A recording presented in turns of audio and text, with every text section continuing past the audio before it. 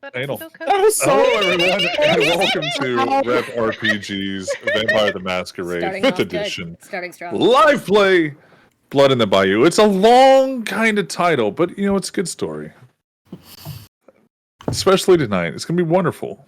Everybody is excited. No cliffhangers, no issues. Don't lie to the fucking people, Sway. I don't like being gaslit. Everybody who's listening on the podcast right now is like, hold on, did I miss an episode? Do I need to go back? No. You keep using those words. I do not don't think they mean what what you you think they mean. So what I want to do is I want you guys, we're going to go around the table, introduce who you are, what you as a person, your character, and what your character is currently experiencing Their or doing. current situation. We're not going to take any actions, but just describe the scene when the camera swoops in. They see you, like, Jace, played by, blah, blah, blah, blah, blah, scraggly things. And, you know, they see the intro of, like, what you're doing. Mm-hmm. So, Matthew, we're going to start with you. Yeah, so my name's Matthew, and I'm playing Jace. He's a casual Tremere, and the camera sees him having a nice cup of coffee at a coffee shop. because I'm willing that into existence. No, actually, You just retconned. You're like, I never showed up. Never mind. Like, I didn't go change there, my mind. bitch. You can't say that I did. I'm just gonna gaslight the storyteller into thinking that I'm just having a cup of coffee. Dude, I was so confused. Like, did I skip an episode? I did it. No, How what the tired camera were we actually, last week? yeah, what the camera actually sees is Jace, whose eyes I just closed, were completely solid black, and I think he was falling to the floor. You're on the and floor. he had just been his hands had kind of become shadow, and he had just been possessed by a wraith. Yeah. As you do. Yeah. I think this is a Tuesday for you guys. I think it is, actually, yeah. Yeah. So, Meg, who are you, and what's going on? Hi, I'm Meg, and I play Jem, the Malkavian, who is crisscross applesauce on the floor of her empty bar, looking like a rejected cover for an Evanescence album, just cutting into her forearm with a piece of broken mirror. Yeah. You were trying. I mean, I get what you were trying. It was I didn't know, and again, there was so much panic, and a lot of it was Megan was hyperventilating, and when you don't breathe, the oxygen doesn't get to your brain, and then you don't think so hot. With the vampire biology, that makes sense. Yeah, the last thing I knew was that it wanted pain. Yeah. So I thought, let's do that, because I don't have any tokens to play Chris Isaacs on the jukebox right now. So Kat, who are you, and what do you do, and what's going on in your life today? Hi, I'm Hecate, and I am playing Kitty, who is our gangrel. Me personally, I am here in this channel, but I'm also over at Indigo Chameleon on Monday nights, where I gaslight girl boss gatekeep my players in an art campaign of Vampire the Masquerade, and I also play on Sunday nights, where I play a D&D game where I am a satyr bard who just married Strahd. That's very important for all of us. Also, probably a Tuesday for you. Yeah. Also, and me personally, I also do. This is the first time I've said it. Oh my goodness! Hello, breaking news! I'm working on making TTRPG related makeup. It is something I am working on currently. We're working on some fun lip glosses, and I have a Meg and a Pixie to test them out for me. It's gonna be great. If you ever need to test out like your men's line, you let me know. Listen, you already put the market on beard oil. I can't go on that. Also, makeup is genderless. Makeup is genderless. It's true. I was gonna say, with this jawline, I count as a dude. Let's go. Well, I was talking about I was thinking about making it where it just either blended into the beards, or, but beards is genderless. Do your thing. So, I think you would look great with some green highlighter. We'll get you some. Ooh. And Kitty is currently unfurling herself from stabbing her best friend with her own drumstick. yep. So that's what's happening there as she is assessing the situation and how fucked it is. Hello. It's a little, seemingly a little fuck, yeah. I'm the in-game and out-of-game best friend in question. I'm Pixie. You can find me at Chaos Pixie Magic everywhere on the platform. Pixie did just imagine Sway with the green highlights. I had some feelings. I play Siren, our resident daughter of the Cacophony, masquerading as a Toreador, who attempted to stake herself, having been possessed by this wraith at the tail end of last episode, because currently she's living out her worst nightmare of being the thing that hurt her friends. Just before the possession, her mind was wiped by Jem, and all Siren knows is that she upset Jem in a moment she can't remember, so she thinks she hurt her. So she's about at a giving up point because she thinks the coterie is officially better off without her, because she now can't do a goddamn thing to help them. So she attempted to stake herself to stop the wraith from doing damage through her. Failed because Jace intervened, and was instead staked and torpored by Kitty. So she's just having a... If ever there was going to be a flashback Siren, This Is Your Life episode, it would be right fucking now. As she's like, remembering the life that led her to this. Like, Yeah, I bet you're wondering. How I got here. And Fred, Yeah, as that's we see, is me. screaming in the corner. As he always is. Wow. Screaming at me a few seconds ago. So there you go. Exactly. So, Pixie is laying there torpid on the floor. Standing. No, you said standing. Oh, in yeah, my you're standing fighting in a battle. stance. Yeah, you're standing in a fighting Yep. stance. Watching everything, because when you're torpor, you're still aware.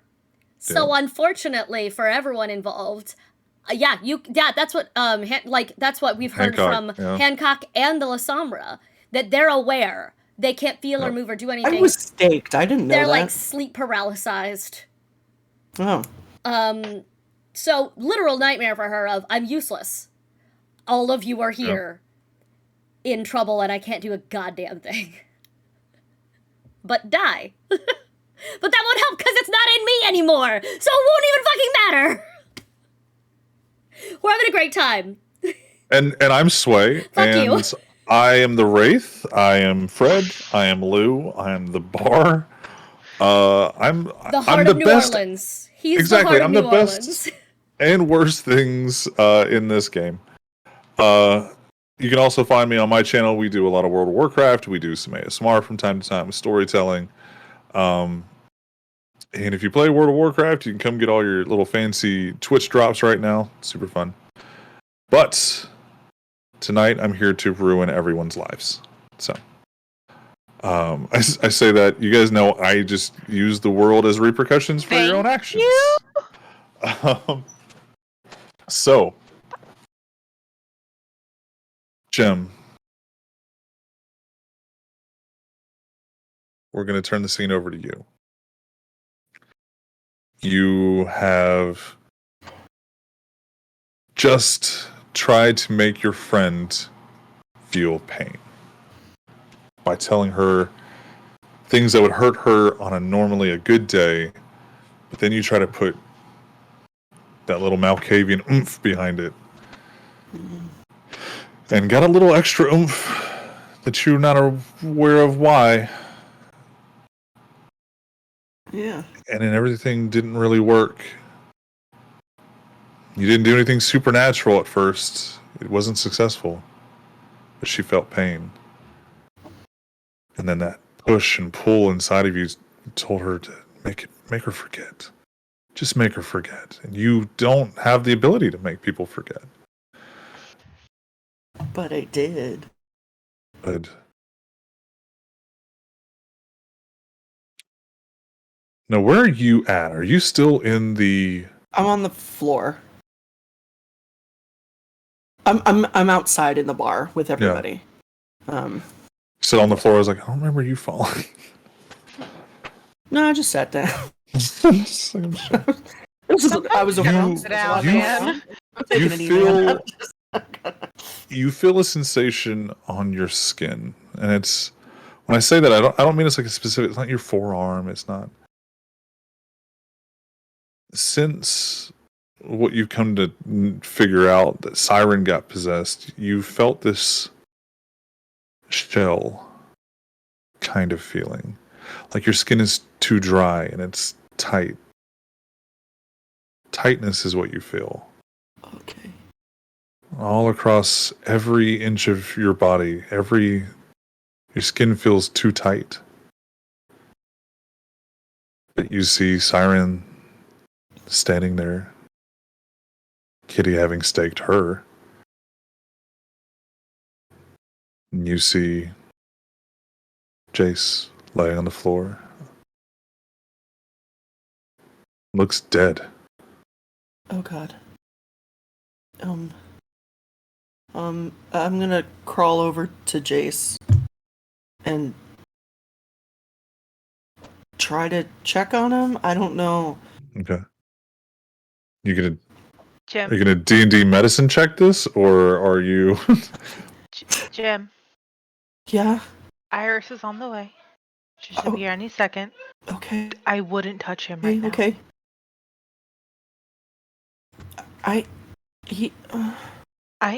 Kitty's gonna walk over. And she's not. Yep. She's not touching. Kitty walks over and takes Jim's arm that is very bloodied up right now. No. I know you have a first aid kit somewhere nearby. You need to clean this up first. Okay. Go do that. Okay. I'm gonna look at oh God, what the fuck's There's- her name? Yo-yo? When you look down at your arm after she says this, Mm. the benefit of being kindred is not like blood. There's no push through the arteries. There's no beats. So it's you do have an open wound that this is Simply trying to distract her. Yeah. but that's something Jem would realize is that Huh. the first time you've really had an injury. An Yeah. actual injury since Not you've been bleeding like turned. it should be. That's weird. I'm gonna look at Yo-Yo and tell her to get the fuck out. Nicely. Yeah, I'll have my phone, and Go. she like hops over the bar Good. and I'm gets gonna out. and then I'm gonna go. If the only thing that goes right this evening is we save Yo-Yo and Hammy, I'm fine. fine. They can be happy. Yeah. I'm gonna go get the first aid kit and start wrapping up my arm. Kitty walks over to where Siren is. Mm-hmm. And holds onto the drumstick. Mm-hmm. And just very quietly, this is gonna hurt like a bitch. Siren, as she says that, you're locked in your fighting stance, staring forward. And as she says this is going to hurt. You see Jace peer from right behind her and grab her shoulder. I turn around and punch. Okay. Go ahead and Jace make in the me face. a dexterity or strength brawl, please.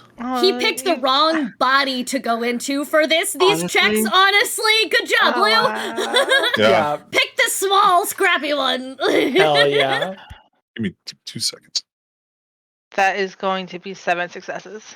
7 successes. Fucking hell. 1, 2, 3, 4, Jace 5, doesn't have a head anymore. 6. Nope. So what are you doing? You're just gonna punch? The moment someone grabs onto me, I'm turning around and punching in the face. When you turn to punch him, you hit his face. Okay. The momentum of your body turning continues, and it's like he's attached to you, like your fist is attached to his face. He's levitated off the ground, and he kind of continues the momentum. You've pushed him a little bit, but no visible damage. No indication of pain. Hey, do I need Neosporin or nah? Yes. Just a Okay. staple gun. That was Pixie, not Siren. I'm still torpid, but He's going to try and make a grapple check on you. You see him try to, while he's still attached to you, try to like grab your arm. And you can tell by his movements, he's not a trained fighter. Yeah. Jace isn't a trained fighter. His body doesn't know how to move this way. And then whatever entity is controlling him, because his eyes are black and that galactic vision is kind of piercing through. Kitty is moving away from Siren and away from where Jim is. Okay. Jem's like behind the bar. She's not. You realize that even though the coordination isn't there, the strength, this ungodly strength, is there. Mm-hmm. And you feel your arm. You still have control, but it is locked on your arm. And one hand is going to reach out and try to, what you think is punch or grab. Okay. I'm going to Viscitude my arm away from him. I'm going to melt my arm. Fair enough. Good. the arm with the bat. I need to know.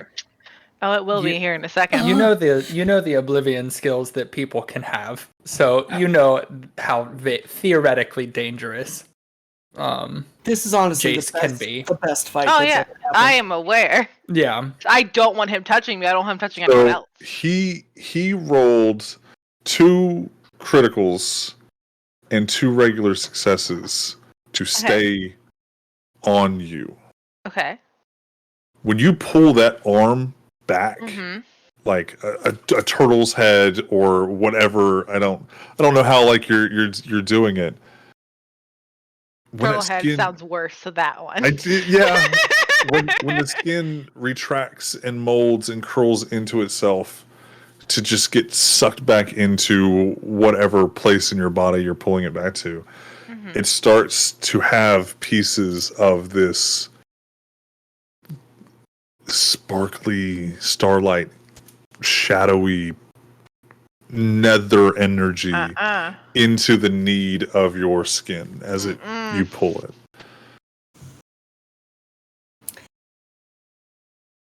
Fuck. Because But I am a lot more dangerous than Jace is in this situation. You start to see that you're helping it by moving and changing and bringing in.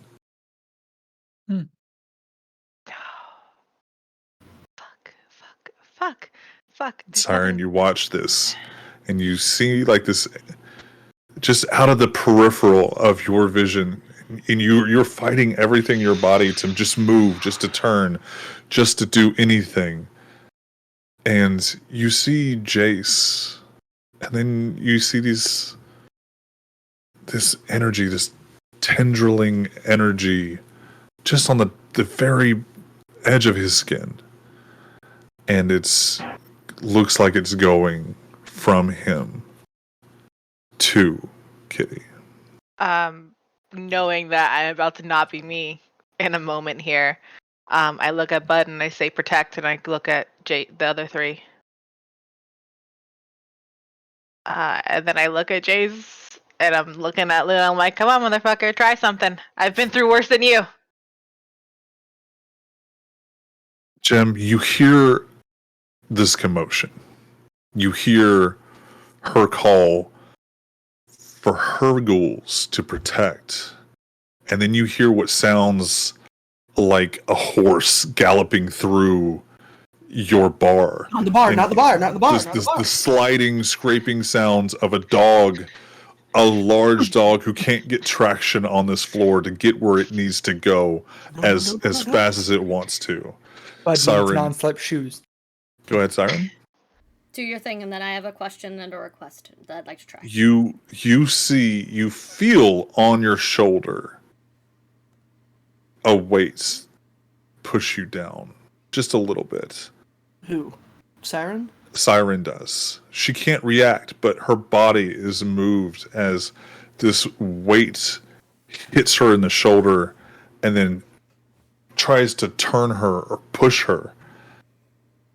Siren, in your vision, you see an orange, massive fur cat missile shoot from your shoulder forward. Thank you for using me as a launch pad, Fred. I appreciate it. I've never felt so loved. May I? Truly. Because I failed when I tried to do it last time, and it is once per story. However, now that he's not possessing me anymore, Still stays. with the first time I did it, it was we did Voices Unseen with me frozen. I didn't know if I could try it one more time, if it's a blood connection thing. And There's you try to pull and fight, and there is no control of your vitae at all in this moment. Okay, that's I just So want to again, make sure not wasted. No, it's fine because I knew that Malkav like Hancock could still tap into the network when he was torpored, so I didn't know if I could tap into the Daughters of the Cacophony network. There's no control of your vocal cords enough to do it. That's okay. That's why I wanted to check. Yeah. Just in case. Valid. Yeah. Good. Excellent. Then I'm gonna just stand here. And quickly you feel a shuffling in between your legs. As you get bowled over by what you can only assume is Lou. Where's Lou? Good boy. I left Lou with oh, okay. Good, he's here, I guess. Fuck. That's right. 'Cause With this happening, you can turn it off. you can only assume it's Lou, who could be that powerful and clumsy at the same time. As you hear Eddie, while you're laying on the ground, and you hear him, this guttural command from his voice. Leave her alone. Ooh. And you start to see him reach Uh-oh. Bud Oh no. and Lou and Fred. There's another one. Salem is Eddie? hot. Salem. Salem. Oh, I yeah. can never remember her name. Arguably the easiest one to remember. Oh, honestly. 100%. A 100%. cat named Salem. The most animal name of all of them. But sure, go off, King. Whatever makes you happy right now. At this moment, Eddie and your ghouls have arrived. Not the Eddie, cavalry no we need, ghouls. but maybe not the cavalry we want, but maybe the cavalry we need. Like, it's fine. Honestly. Yeah. And There's a slight moment in the back of Kitty's head that, God, Jim's gonna kill me. If this ghoul doesn't get me, Jim's gonna get me. it is now back to you, Kitty. I don't fight it. I let it in. Okay. And I also yell, "Torpor Siren, God, please!" Chase, during this, you've been Uh-huh. aware in your own Oh, version of fun. torpor. And you've tried to fight. Yeah. So I don't Try wanna to be fight punched. it every way. I don't want to be punched. There's no feeling of pain. And as That's good. Kitty stops fighting, that feeling, that nice, cool sensation washing over your body turns to a warmth, a connection. Go ahead. Can I, if I feel Whiskey Lou trying to leave, can I try and grab on and keep him trapped? Because How would I you- also know that Kitty is more dangerous than I am. This is just Like, like, I can- playing Danger Chicken. It's like, okay, Yeah. who is it? Who should? Who can? We were like- simply playing Red Rover until Mom calls us in for dinner. It's like that. Literally, yes. And We're just ghoul edging. because I Or think wraith edging, sorry. actually, before I do that, Mm-hmm. Matthew has a question for Sway the Storyteller about Yes. a thing that I do not remember. Okay. Ages and ages ago, Mhm. I asked Iris for any information she had on ghosts and Yep. wraiths. Season 1, when you found out a ghost followed you home, you asked Iris what to do. Yeah, and I think she gave me a book. You did. Is that right? She did. How likely is it Mhm. that, given the fact that things have progressed to wraithhood recently, that I would have that book with me? With you? Mm-hmm. I wouldn't in my side bag, because everything is bad wraith all the time. Yeah, make me a intelligence.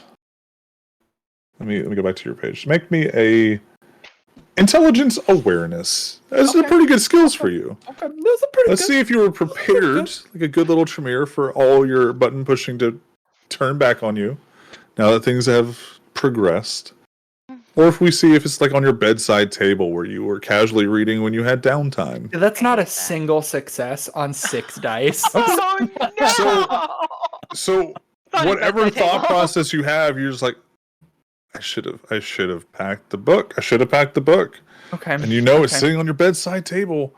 Okay, Fucking you set the cuffs on there from Oscar. Like the book is there. In that case, I will still try and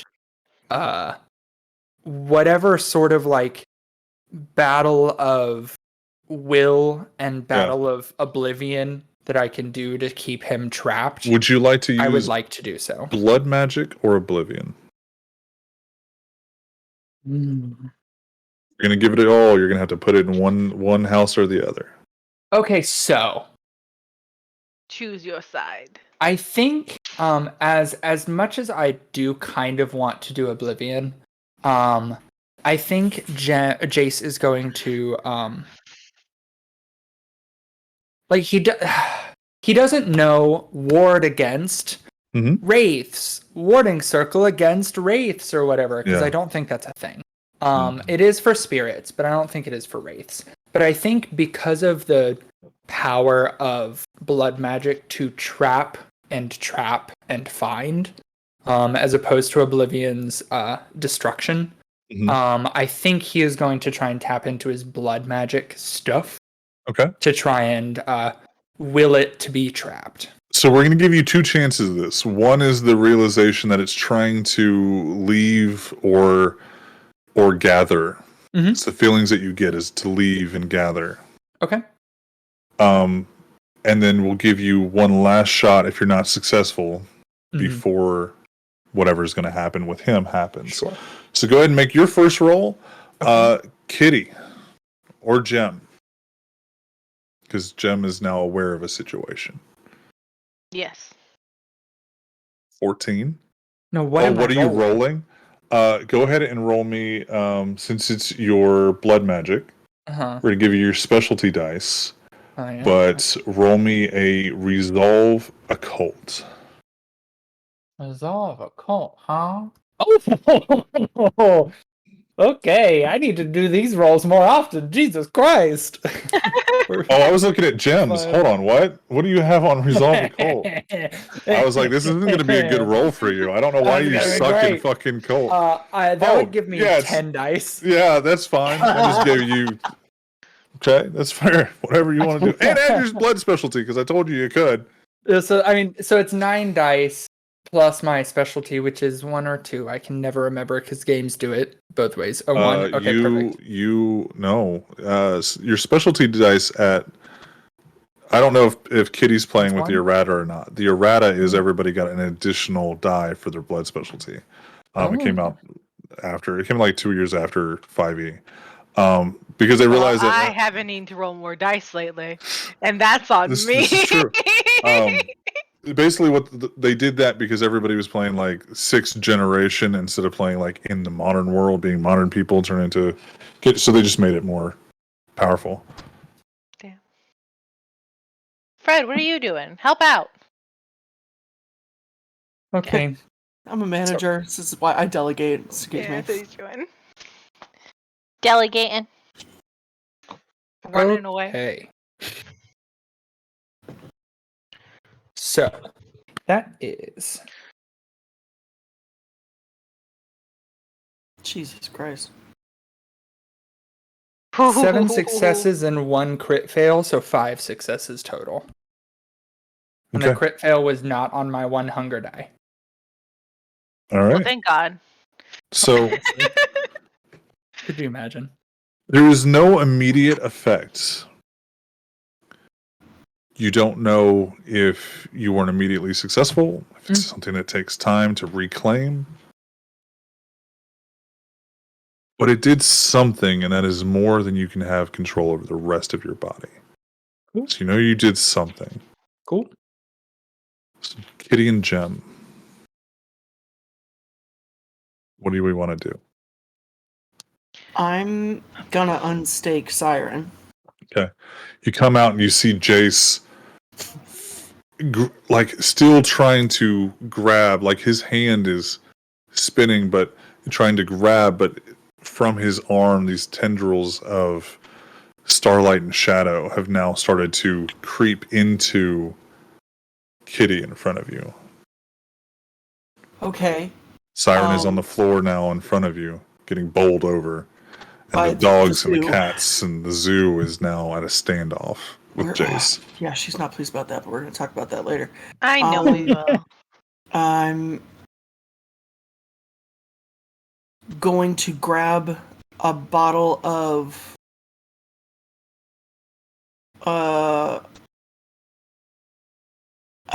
just a bottle of whatever's closest. Okay. From the bar. Go and unstake Siren. Siren, as you Sorry, fell, sorry. you felt this, as similar as I described it to Gem, this shell-like sensation across your body. As you fell, you felt like you were rattling inside of, like you were a mannequin as you fell. It's what it felt like, is that you didn't feel the impact in as you would. When Fred jumped on your shoulder, it felt like somebody knocking on your head if you had like a hard hat on. Like you don't feel the impact as you should.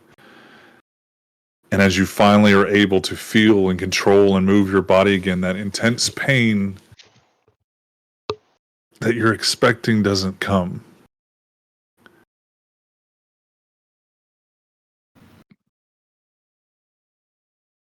Weird. Don't You've never like been that. staked. I don't like that. No, you were staked. You were shot and then staked. Yeah. You felt that pain before. And you didn't feel it this time. You got She doesn't resistance react. to being We're, staked. we're golden gods. Great. It's like Skyrim. You just get hit a lot, then your I'm armor used to it goes now. up. I'm vaccinated against staking. We're gods. Jump off of a cliff. Great. Turn into a amazing. goldfish. I can do that.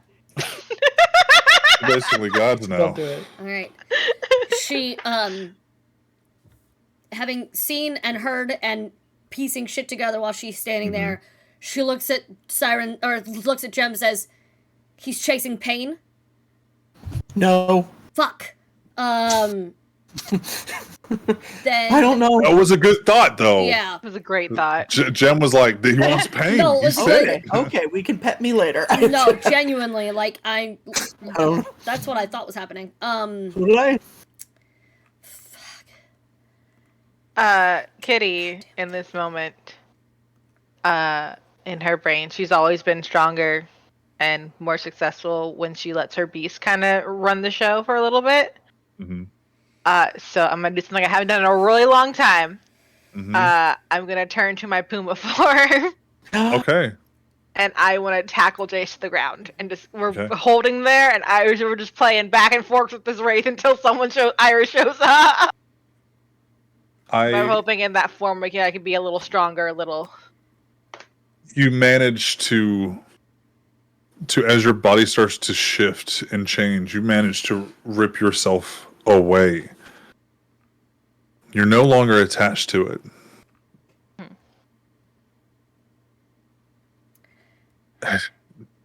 No. Fight. Pin. What is that? No. Fight. Pin.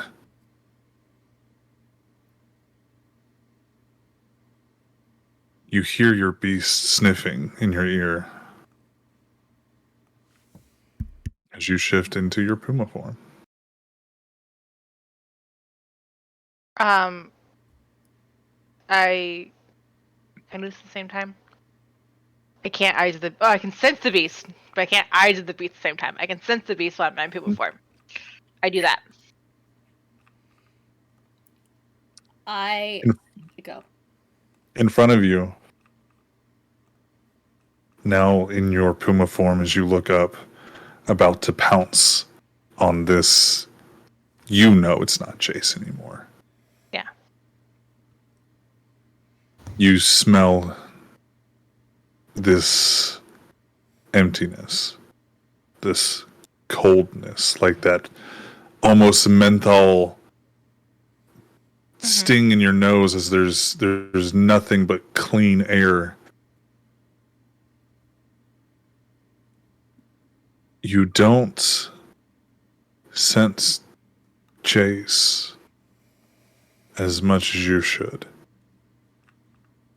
But what you do sense is that emptiness, that void, that hunger that so far surpasses anything you've known or heard of, that hunger to destroy.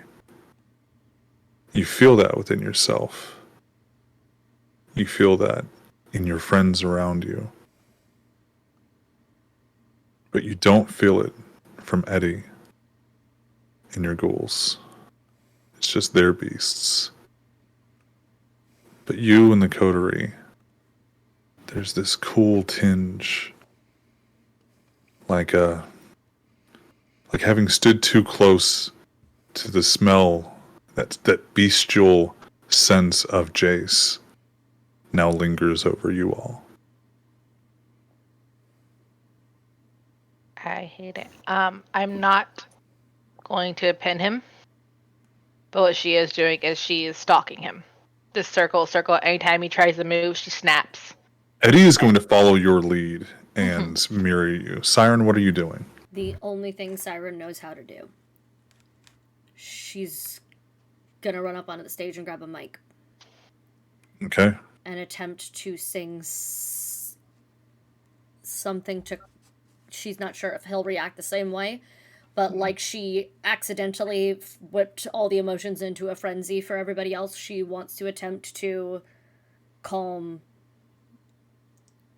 the Wraith. You see Siren run to the stage and grab the mic. You see she's about to sing. Yeah. You know what that could mean. Yeah. You know that could destroy everything or make this so much better. But as you unstaked her and she took off running, what are you doing? I don't know. I don't know what I can do anymore. I'm way out of my depth. We all are, to be honest. Yeah, I realized. I was like,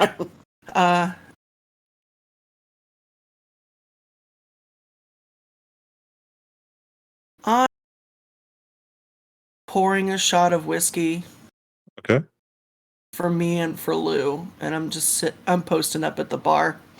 I don't know what else to do. I've got fucking nothing. I mean, I can try dementing a wraith to leave, but I don't know if that would work. You know that it's usually connecting to the fragmented parts of all of our minds. Everyone's doubts, insecurities, their own mental illnesses. You know that usually feeds on some sort of trauma that is already there. You don't know if that would work on a entity like this. Yeah, I've got fuck all. So she's just gonna... If she could smoke, she would be lighting up and waiting for the end of the world right now, because I got nothing else to do. So And she's just waiting for the inevitable from Siren. Siren. There are a lot of emotions in this room. I would like you to pick one. You can have one. To do what with? That's gonna change which one I pick. What emotion are you focusing on canceling? I would like to try to sense emotions from the thing that was Jace. Hunger, emptiness, Empty. void, consume. Okay. That's the one I'd like to try to cancel then. Okay. What would you like to replace it with? Sorrow. Okay. I would like you to be awesome and do all your cool stuff. We're gonna do charisma and performance, but you're gonna be able to add 2 specialty dice. Thank you.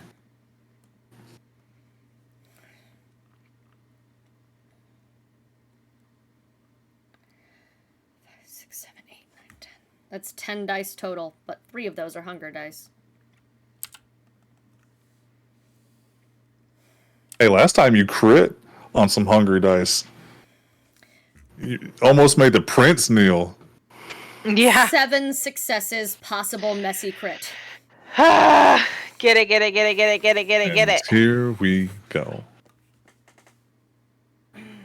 If we could think of a song that most of us would know, what kind of vibe are you trying to instill this sorrow? She is singing Hushabye Mountain from Chitty Chitty Bang Bang. Okay. She is Remind singing me, I'll the look that Pink up later. Martini. The Pink Martini and the Von Trapp Children sing a version that is stunning and haunting and gorgeous that I can send you a link to on Spotify. It is full of nostalgia and an urge to go to sleep and this seeking for that happy place in your head. But it drips with nostalgia. This brings up a possible... What year did that come out originally? The original Hushabye Mountain, one sec.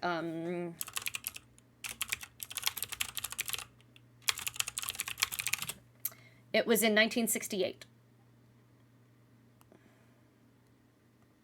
Okay. She was gonna sing Whiskey Lullaby, but that felt a little on the nose, and also it's a duet. Sure. Like, I felt like that was not gonna go well. When you begin to sing that song, it starts to change. The words begin to almost become nonsensical to you. Almost region you grew up in, they would call it, speaking in tongues. And you put out this energy. And you feel it. There's a note that you're hitting that isn't harmonized right. And you would stop and you would change that tone. You would recenter your vocal cords, but you don't. You keep pushing that energy out. Yours and this off note. I would like everyone, because everyone is going to feel this. Matthew, describe to me one of Jace's memories that is so heartbreakingly devoid of happiness. Explain to me your sorrow. Jace has a very visceral memory of when I need to triple check something. Yeah, when he was 6, and he found out that his mom passed away, and he was put into the foster system. And whenever he was taken away from his home and And just knowing that he had no more family because his mom was all he had, and he was 6 years old. So he just remembers somebody pulling him away from the house that he had grown up in, and him crying and screaming and trying to get out of their arms because they were this stranger that he didn't know. Yeah. It's definitely a traumatic part Yeah, and of they're the shaping of Jace. yeah, and it's like there's even in that moment there are no, oh, this place that I have happy memories of, I'm leaving it, and instead it's just the intense focus on somebody taking him away from something, and the not understanding but being told all of these bad things and not quite getting it and not understanding anything that's really fucking him up. Jem or Kitty, which would like to go first?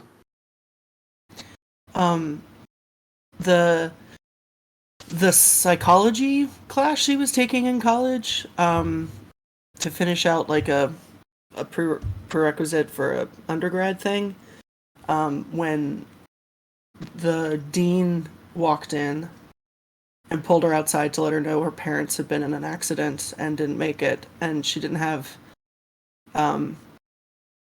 like that she had, that he would give her time to plan the funeral and take care of things, but that it was a stranger from school because she didn't have any other family that told her that her parents had died.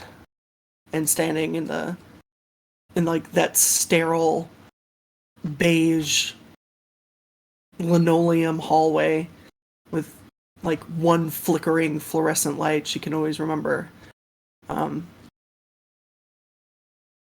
Yeah. Kitty. It's 10 years ago. Kitty sitting in a graveyard in front of 3 graves. Her father's, her sister's, and her own. Because they buried a casket with no body because they couldn't find her. And she went back home after being able to walk freely for the first time in years, thinking she would see her sister or her dad old, but realizing the real weight of immortality, that everyone that she loved and everyone that she ever cared for was going to outlive her, and that she could never be with them again. As we look at the surroundings,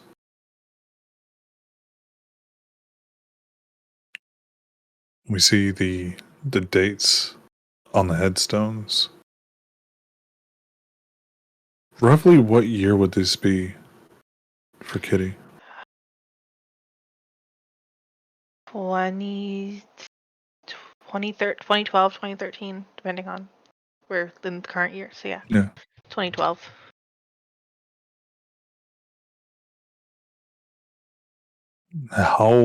What's the date on the headstones? Her How father. long had her family been gone before she was able to come back? Her dad died 4 years after she was taken. Her sister died about 40 years after that. And then it's been an additional 20 years. So they died in 1993, 1994. Around then is when her sister died, and then 30 years before that is when her father died. And Siren, finally, what memory are you pushing your magic, essentially, into the song?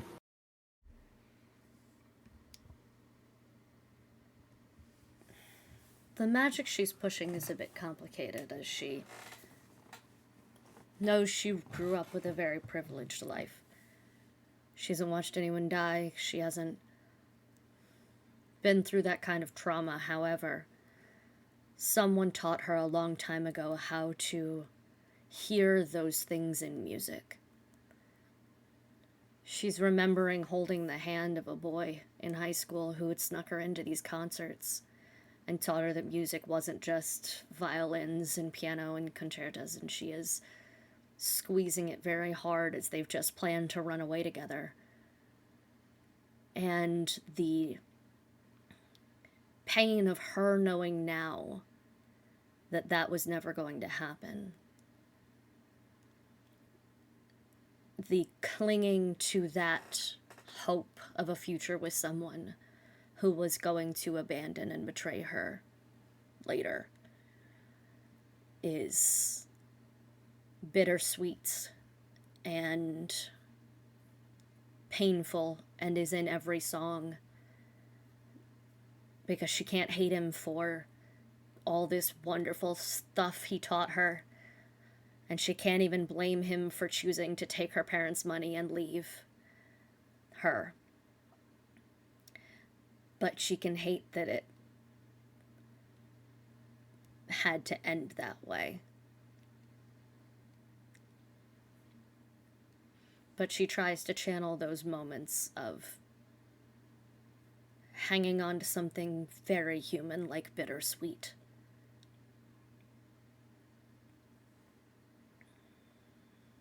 And your eyes begin to water as your voice and throat begin to tremble. And as your vision clears, you look out at your crowd.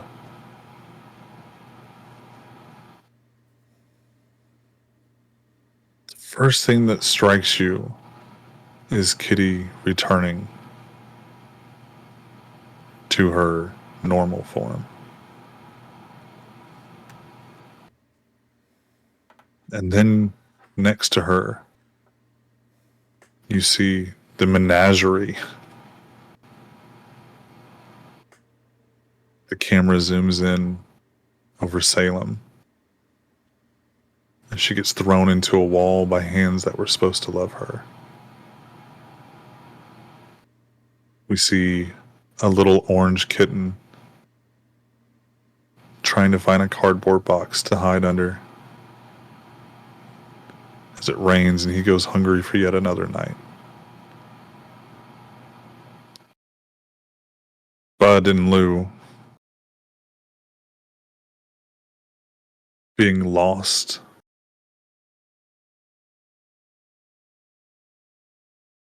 And they were the lucky ones.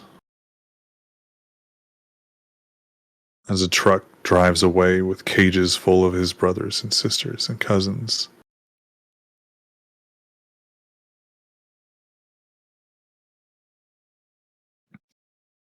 We see Eddie sitting at a table in a robe, drinking a shot of whiskey and then another. And as his wife and kids walk out the front door, he just drinks from the bottle.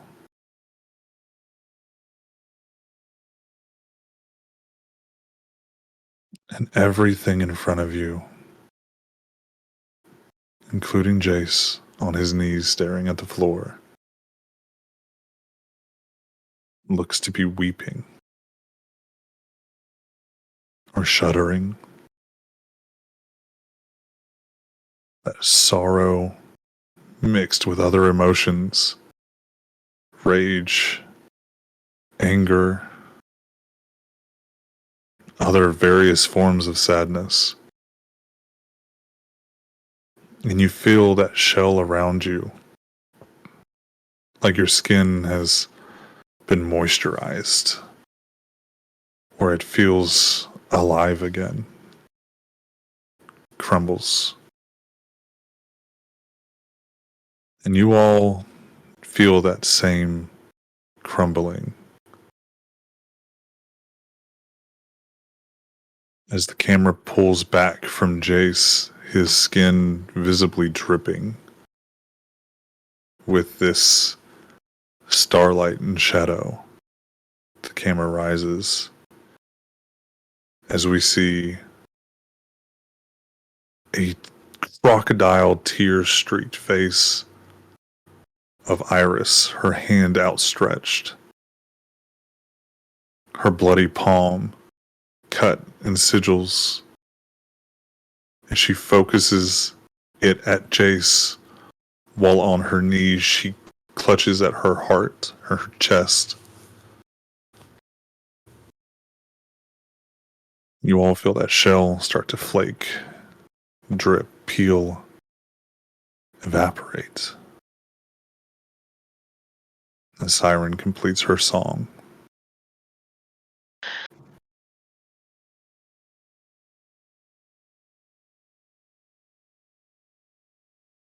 You all feel that weight being lifted.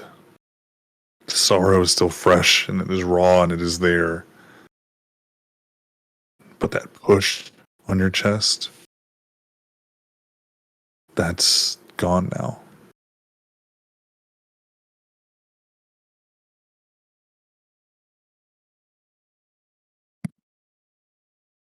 Hi, Iris.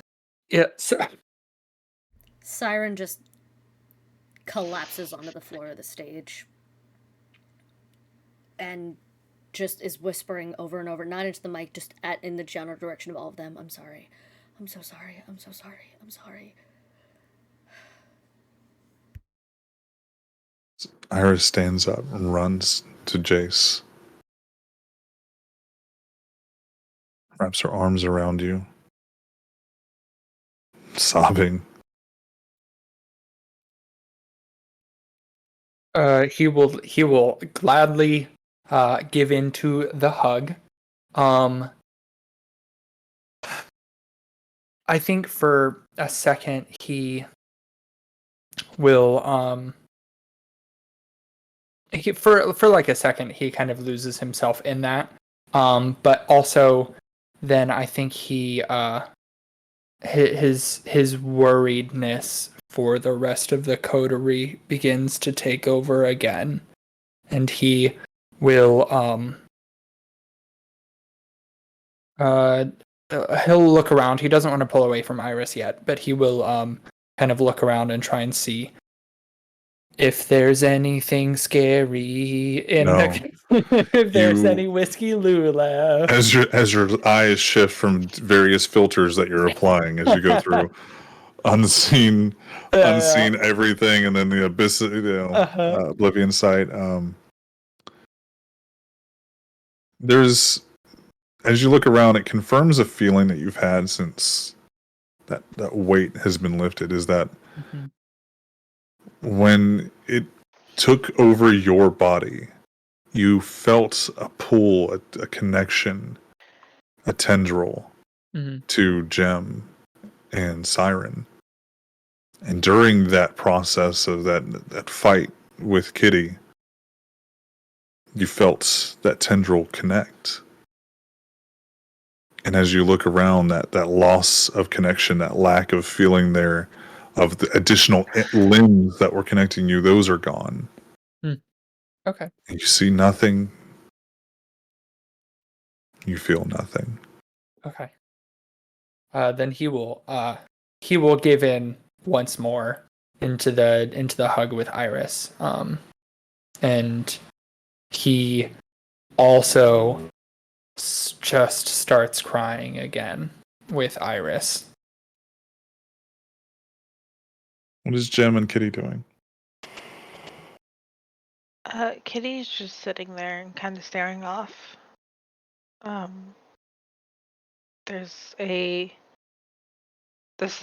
She hasn't thought about her family in a really long time, so it really hit her like a truck. So she's kind of just sitting there, just staring into nothing right now. So until someone snaps her out of it, that's where she is right now.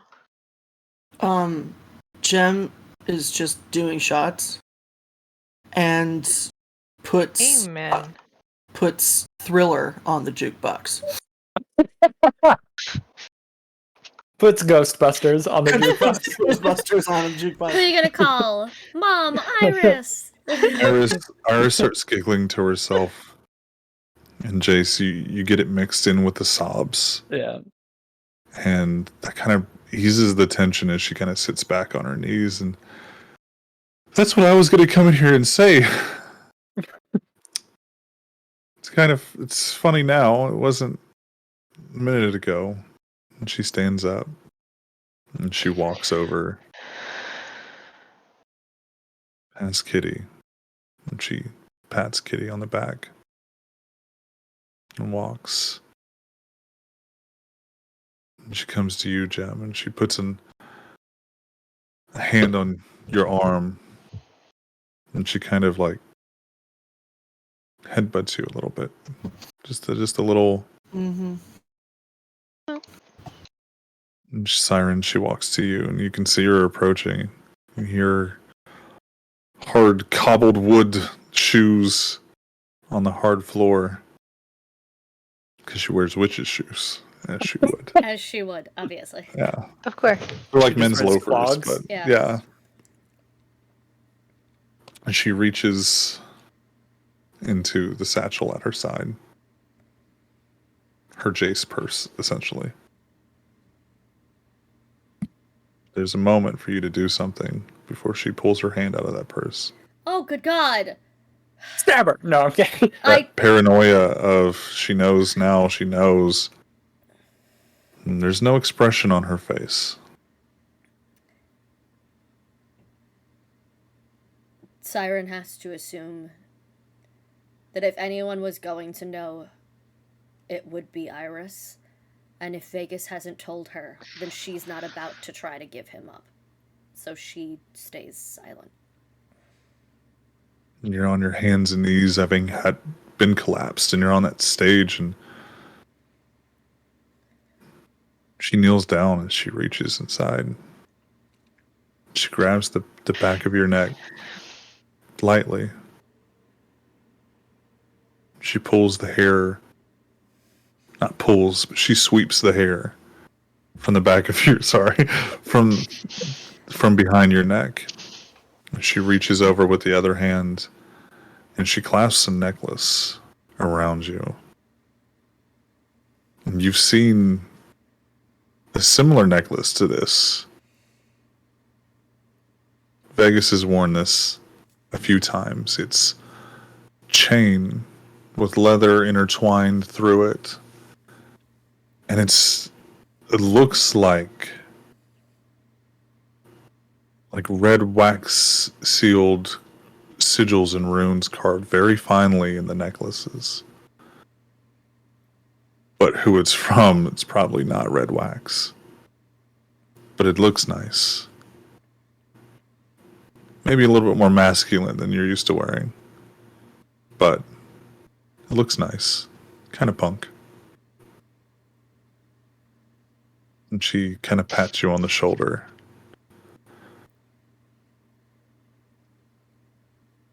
And walks back over to Jace. He saw Kitty, because Jem is moving. Siren is being dommed by Iris. So Being collared. Good he's for her. Yeah. Does it have a bell? Can it have a bell? Like, come on. If it doesn't, it will. Very soon. In a Yeah. 1,000 years, this is not where I saw tonight going. A collaring ceremony and my vampires. No one I have expects yet collaring another Dummy one. Mommy Iris. I will have all the daughters of Cacophony. That's why we call her Mommy. That's why. She's It's just not, a- Sorry. That's She's why just Vegas is still a daughter. It's a daughter of Cacophony. She's just a Daughters of Cacophony Pokemon trainer. Yep. Catch them all. You know what? Good for her. Yeah, good for her, honestly. But no, we went he, from BDSM to Pokemon, Yeah. as you do. That's the right pipeline. correct. But The Pokemon and BDSM pipeline I is... lied. I don't want to have sex. Put your clothes back on and your paddle away. I want to talk to you about why the original 151 are the superior collection. Let's go. yeah. But everybody else is moving or being addressed. Mhm. And Kitty was and Kitty is still sitting there, I assume. So Being he's just surrounded and gonna loved on by the troop. yeah. Her, He's they're, just- they're nuzzling her. She's not petting them. Something's wrong. Yeah. Yeah, so he's gonna go over and just kind of sit in front of her, and put his hands out, kind of palm up for her to sniff, as a start cat does. just to indicate that he's opening up, if she wants to move or if she wants touch, that she has it. When you sit in front of her, she blinks a few times, like she's just opening her eyes for the first time in a while. Mhm. And she just very slowly lifts her hands up and puts them on top of yours. And she's not really looking at you; she's kind of looking past you. Yeah. But she has her hand on yours. He'll grab her hands and just kind of squeeze lightly, so that she has a tactile feeling, so that, and he'll it's okay. We made it. 5 senses. And he's kind of like rubbing his thumbs Yeah. on her hands. 5 senses.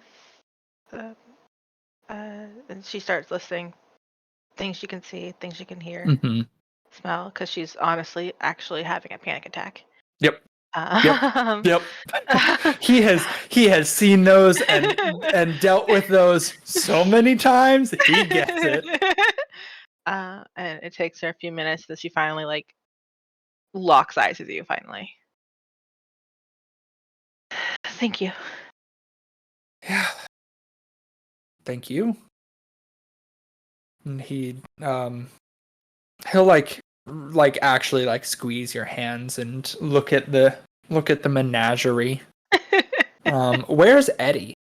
Is he also As you look around, The menagerie includes Eddie. First of all, he exactly. is also my pet. That's why I asked about him immediately. as you look around for Eddie, you see a person standing in Eddie's clothes as he looks into the mirror.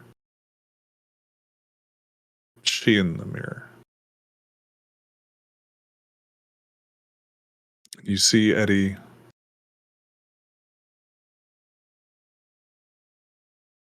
touching her face. Oh, did he shift into his wife?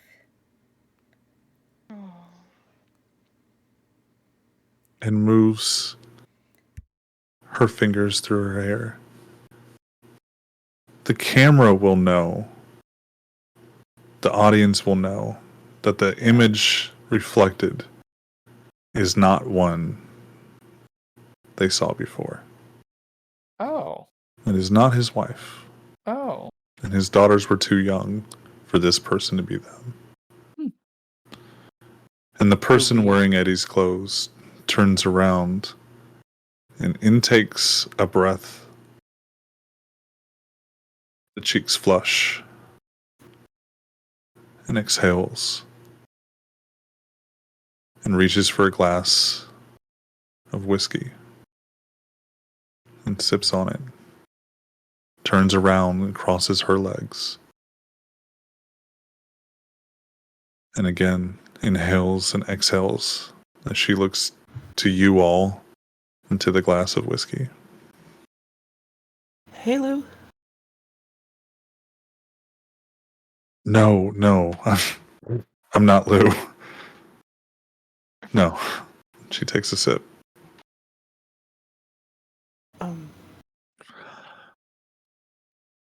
Louise? Are you all looking at her now? Yeah. She looks at you all and stands up. Downs the rest of her drink. Puts the glass on the bar. I'm Addie. I've always Addie. been Addie. Addie, it's really nice to meet you. Aww. By the way, it's $6.75 for the drink. So you're gonna wanna do that. And she reaches back into these pants that no longer fit her. Yeah. and pulls out Oh my god! If something was wallet. gonna happen out of this episode, I never thought it was gonna be that, and I just got like all the warm fuzzies. Thank God. Can I do an insight check on this person? I will. We will let the camera and audience alleviate those fears Okay. as we see Addie in a flashback.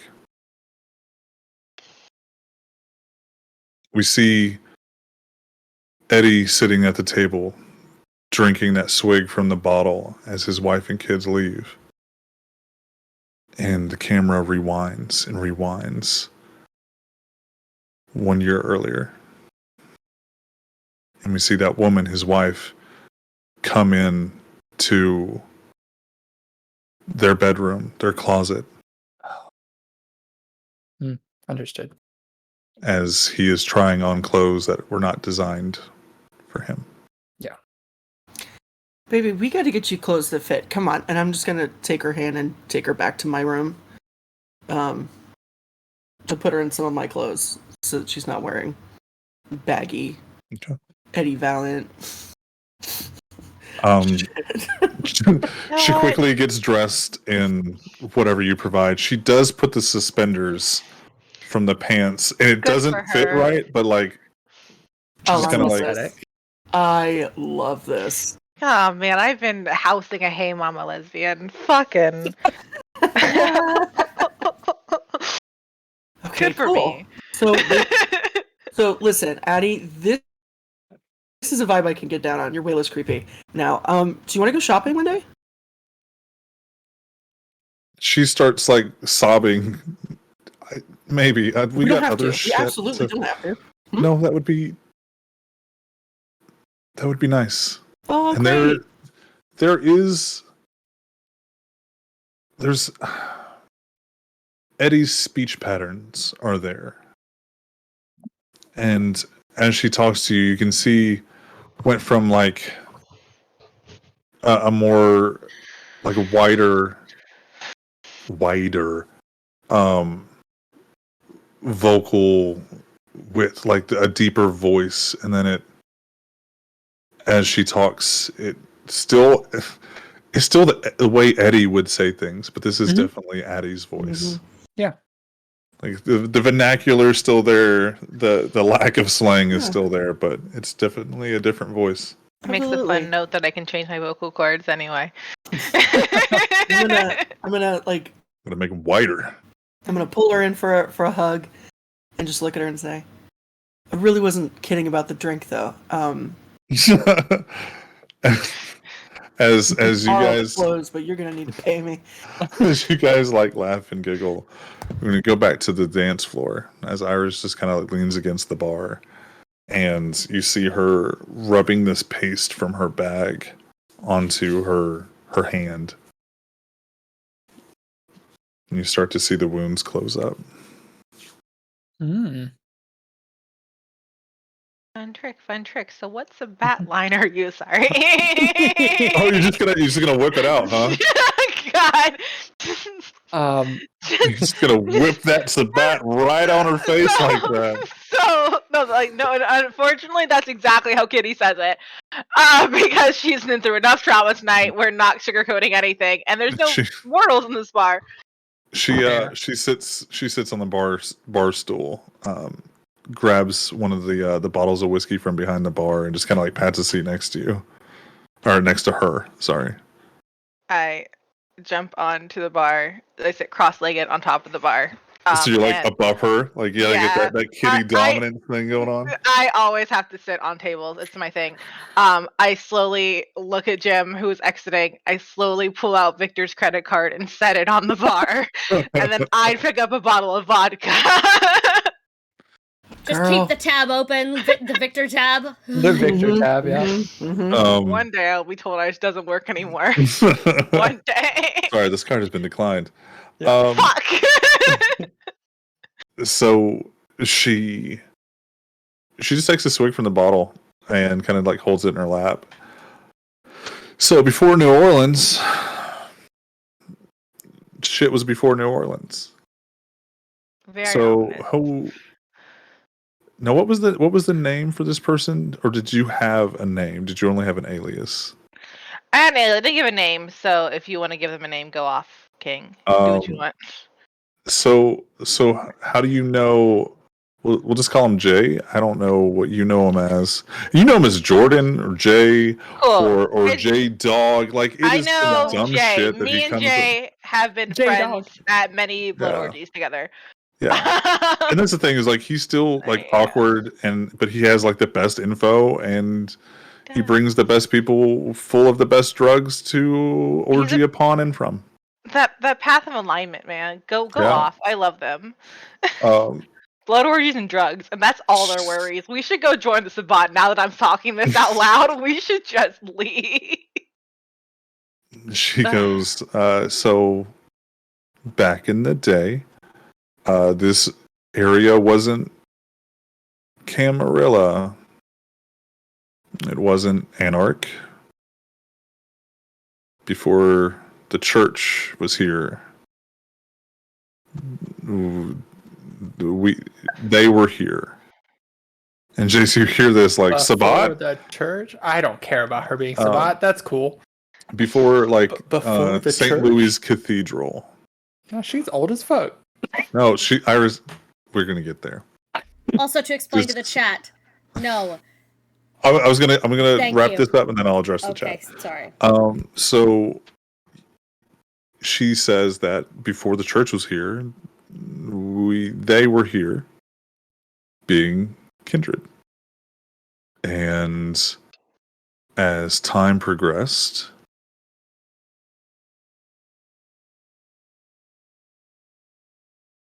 some people were chosen to join them instead of just feasted, killed, tortured, enlightened. All we're good at. So we all have our religious trauma, don't we? Amen. And then the church came. Then the Tremere came. And they fit right along really well with the rest of the magic of New Orleans in this region. And when I was brought in,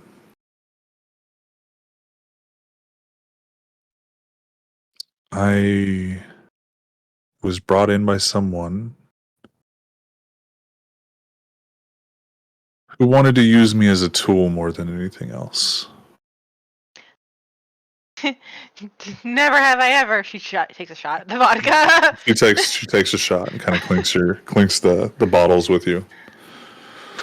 And eventually other power structures came and took and removed and pushed, and you stay. You stay and you change. But we can never change too much.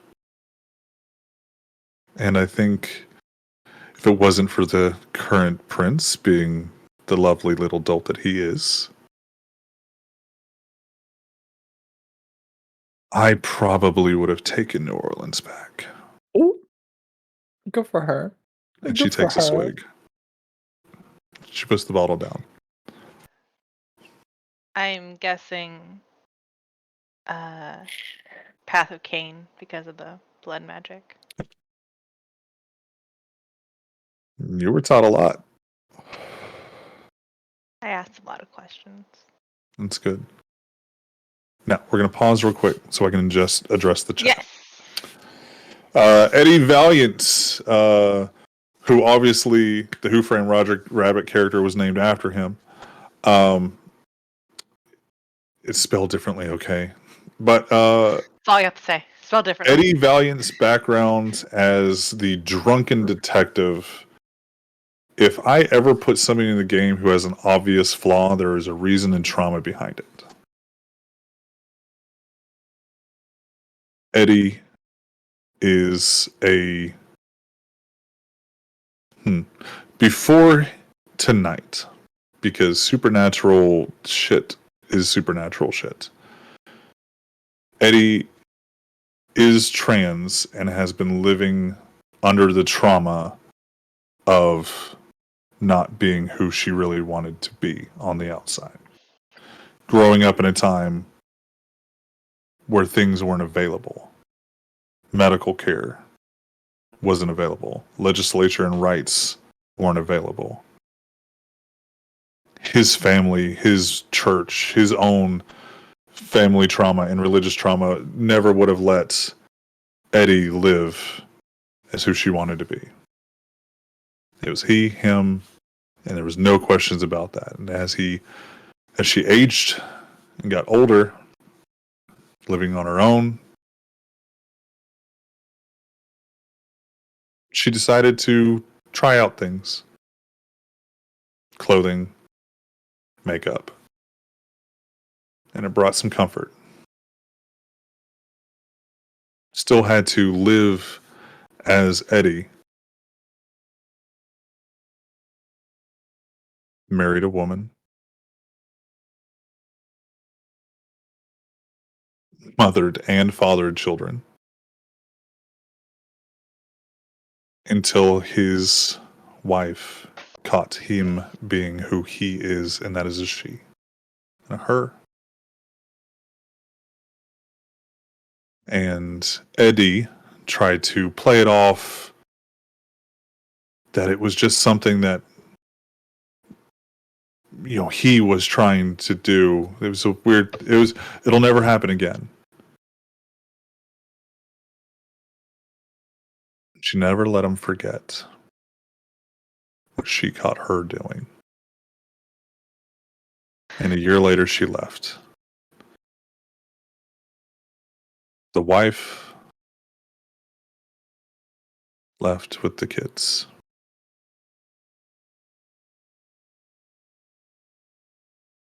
Addie had lost everything in the last year and had begun drinking.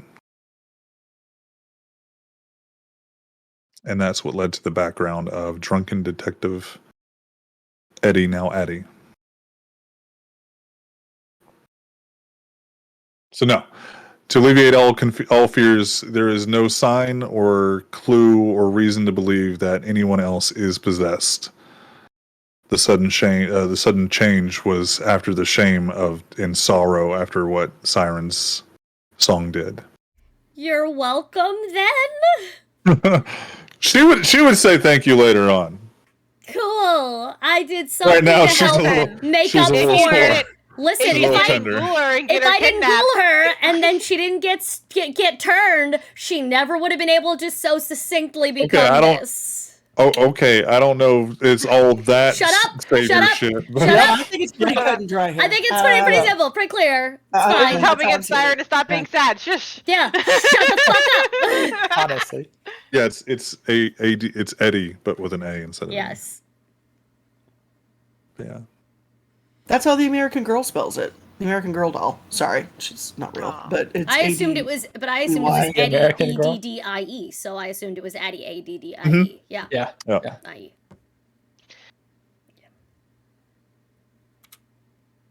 And so Jem and Addie come back out. Addie's got some new clothes and suspenders. Put the bottles down. And Chase will Iris point to the actually credit leans forward and picks up Victor's credit card and just slaps it back on the bar. Fine, just keep the bottles then. I can't sanitize those. Get the dogs out of the bar. No. But They'll they look leave so sad. when we When open. you say that, all the animals, and even Eddie for a second, Addie for a second, leans over.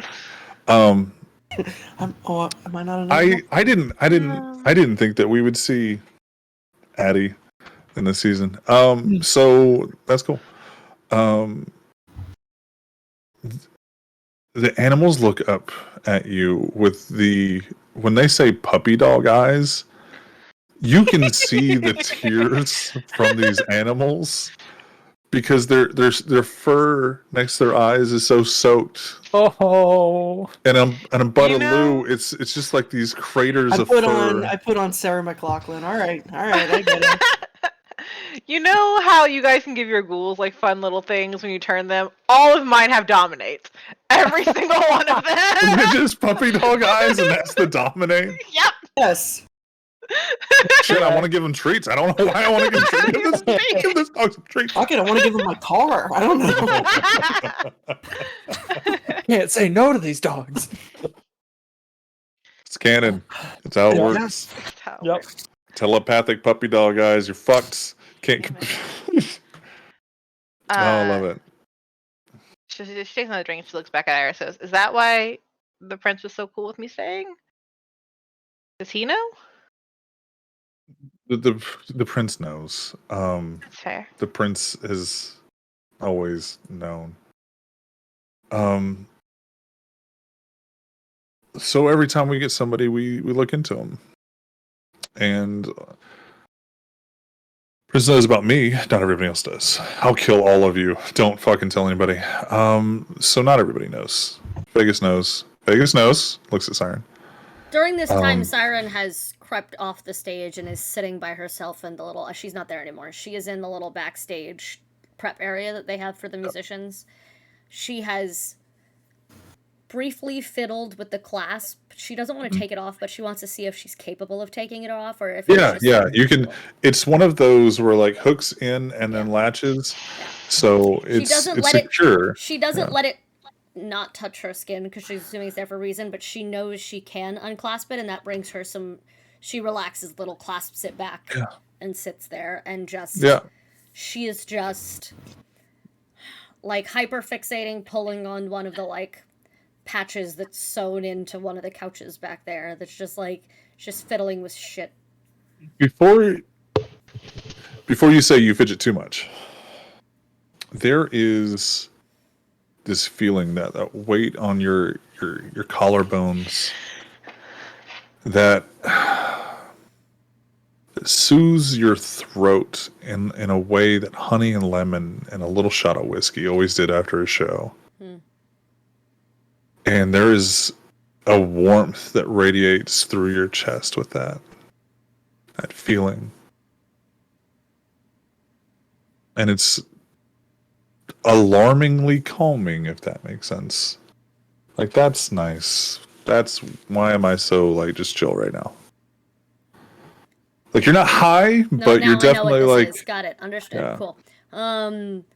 She's still a little dash of calm emotions for you. She still is just because she can't ever turn the song off. So she's still just bumping a little in time to the music in her head back there, but she's still just any amount of calm emotion still it's a post-show high. It is a revisiting her own trauma. She's been trying really hard to keep it a lid on for a long time. And it's back to back. It was because it happened like 2 days after the whole Jem saying, well, someone's using dad to get to me, and she has a personal, I get it. Like, and so it was already a little raw. And then it was this thing she also channeled. So she's just also going through some shit today. Yeah. And so Iris looks back to where Siren would be behind the stage. Kind of calls out. Vegas knows, by the way. Figured. Whether you respond or not. She just looks back and...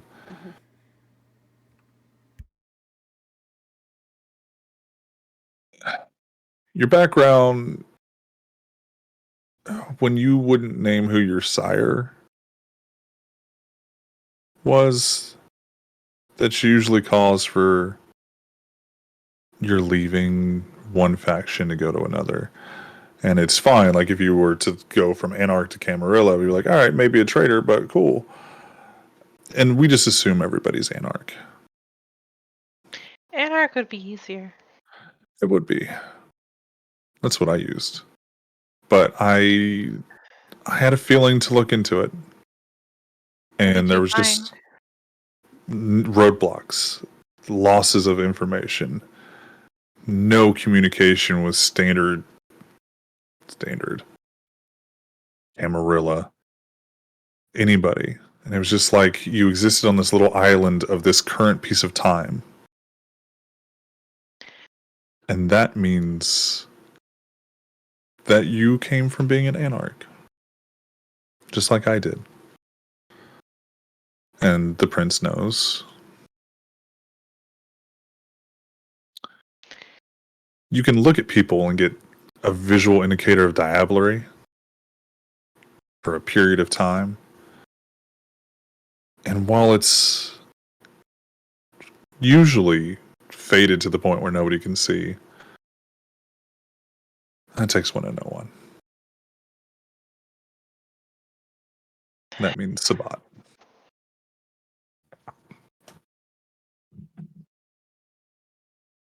Kathari. Oh. Okay. Yeah. You're going to have to tell me a little bit. You don't have to do it right now. We can just... And she takes another swig. Just not be dead. Devil fleshers. Give oneself wholly to the wiles of the beast and destroy those with you.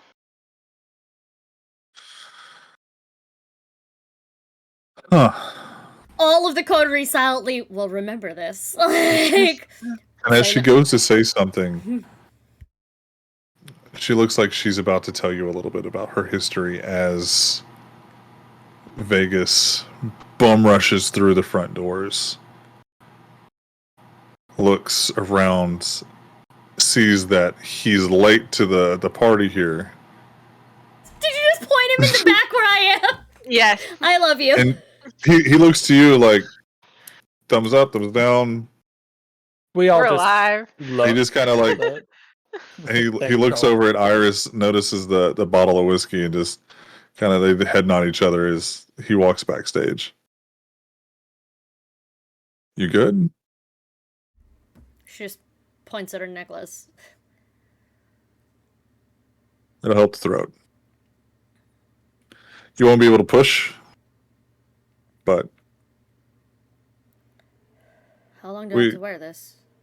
Until you don't want to wear it anymore. Fair. I wear them when I think I'm going to be amped up or in a high stress situation. She can make you one of your own. She can But make whenever one you're that ready. matches my style.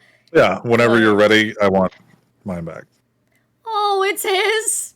Yeah, it's his. It's weird that Iris collared me for Vegas. That's very strange. That's a weird dynamic I don't like. Are you hitting on Leslie For me? Like, thank you.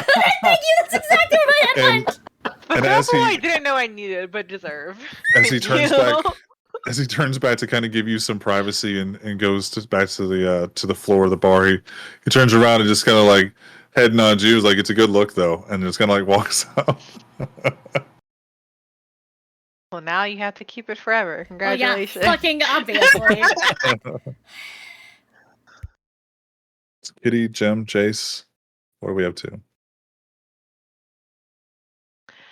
Iris, can I ask you if you know this name? And if you do, just nod. And if you don't, just say no. I don't want to know more than that. Okay. Do you know Atticus? And she turns and she raises an eyebrow at you and then nods and then looks back to the bar. Like you wanted what she gave you exactly what you wanted with a little Yep. like I blah, blah. blush of life and down the rest of this bottle. Okay. Now, because if I'm not mistaken, he wasn't exactly unknown. He was not unknown. In the Cathari, he was a known, basically cult leader, serial killer. Like threat to the rest of even the Sabat. Yes. Okay, yeah. A threat. TM. Trademarked. Trademark. Yeah. Rip. And she just kind of like lets that sit in space. Like, did you know of him or like personally know him? And she's late on the bar now. No, not personally, and I think that's a benefit. She takes a swig. Yeah, that's who I'm running from. So let that sink in for you. Okay, that helps. I'd rather over prepare than under prepare. Is he coming here? I ran away from the Sabbat without an official leave. Okay.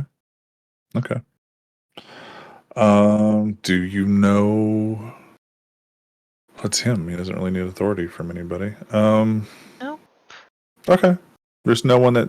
Considering we both killed his sire. I mean, That was true. Okay. Well, then there's no one to come calling if we kill him, so it's fine. great. Great, great, great, great, great, great, great, great. Comes in the city, blood hunt. God. We shall make it so. Let's Long go as talk I to get Captain Picard.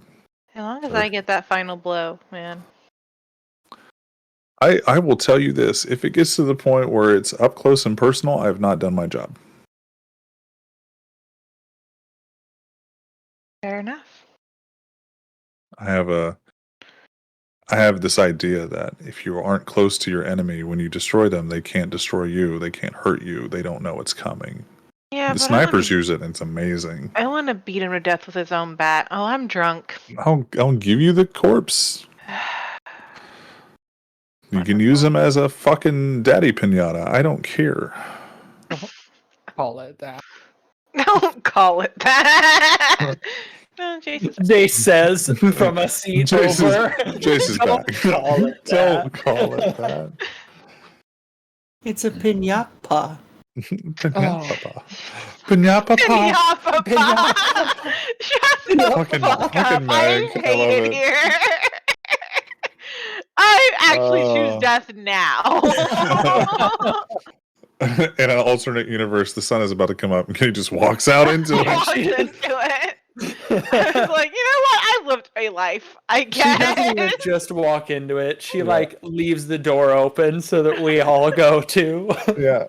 If I'm going out, I'm taking you all with me. Take comfort in that or a threat. Go Yeah. for it. Jace will look to Jem. How's Jem doing? How's she holding up? Oh, great. How's your arm Oh, feeling? it's fine. Yeah, you know. Sorry about Whiskey Lou. Yeah. Me too. Are you okay? Yeah. Yeah? Yeah, he's gone, as far as I can tell. So Yeah. it's still coming down from the sads, but Hmm. I'll be okay. I'm gonna take a walk. I think I need some air. Okay. Yeah. And I'm gonna pocket Victor's credit card. That's mine now. Fair. Let it be known that See that? Huh? You can see it all you want, bitch. It's mine now. let it be known that Jem is now in possession of the card of holding. Well, kitties can't buy anything anymore, I guess. Sugar Daddy Victor. We'll talk about it. I'm so sorry to interrupt the story and everything, Go but ahead. he's had a really hard day of fighting Oh, Wraith. he did. I Oh, mean, he man. fought that Wraith so like used Siren as a trampoline. as a He's trampoline. glorious. Look at him. Ugh. For everybody listening on podcast, it's Fred is laying in the bed. IRL Fred. IRL Fred, aka Poppy. We need Vamp merchandise, and one of the shirts is just like a Garfield-esque face with IRL Fred. Yeah. IRL Fred. Fred. Yeah. Yeah. He just Done had a hard on day it. of fighting Wraith. Did, Look, I man. love him. He did. He's had a whole hard day. Uh, sorry, y'all were doing a scene. Let me shut up. No. That's on me. No, I'm just. She gonna- left. Cool. Yeah. I kind of sit up and I look at everyone else in the room that's still there. And I nod and I go, I don't want to be called Kitty anymore. It's a day of Okay. change, and Addie just raises up her glass. It should be known that Addie is drinking like what she did the little. It's Coke or Pepsi or something. It's a cola. Aww. Go off, Queen. I'm gonna keep drinking this vodka though. Like she's I'm not. so happy She for doesn't her. need it. It was Very just a comfort uncomfortable thing. with how comfortable y'all bitches are. Just helping It's all of our yourselves. bar. Oh, We all own this bar. We all you own the bar. I You don't. don't own the stock. God. I don't. It's all I one and the technically same. don't own a goddamn thing in this Kitty bar. doesn't own anything. You We own all do. almost every weapon in this bar. I own almost Almost. every weapon in this bar, except for the Yeah. ones in Jim's room. And Jem's fucking battle axes. I She's just got. have 2 axes. That's Yeah. it. I want to see Jem Oh. dual wielding axes. It's like, Well, Someday. you can't. I didn't think you could fight a ghost. So go to maybe- Fight Club. Just have the axes like firemen. Yes. This might You be can the night for it. you can bring weapons. They allow it. Yeah. Well, okay, that's a. Continue. What do Noted. you want to be called instead? Well, the Atticus named me Kitty. So I Ah. don't want to be called that anymore. I want to be called Puma. I want to call Puma. No. My name's Elizabeth. Okay. Like that, or Liz or Lizzie or whatever. It's just not. You- So proud Not of everybody. Kitty. Do you care for one of those over the other? No. Betty, gotcha. What? Just Sway goes. You're gonna short that to Betty. I accept that one. Like like what? No Betty one Page. played- Everyone asks you from now on. There can only I be one punch. Betty. I Betty will Page punch is a Toreador. Betty. She's just laying low for a little bit until she can come back out. It's Dita Fontaines. To tell you. If It's fair. any Betty Page S person walked up to Kitty, Kitty'd be like, Duncan, I'm so sorry. I... Oh, and Betty I White, guarantee yeah. Doug would be like, "Nah, fam, we got it. You're good. You're good." Yeah. You need another? Okay. I'll be over No? here. All right. Yeah. Someone's got it on the camera. Listen, it might Motherfucker, as they always well fucking be leave, you. man. I know, man. Calm down. They always fucking leave. Just playing video games. These streaming World of Warcraft PvP together. I love it here, actually. Yeah. Yeah, so that'd be nice. Okay.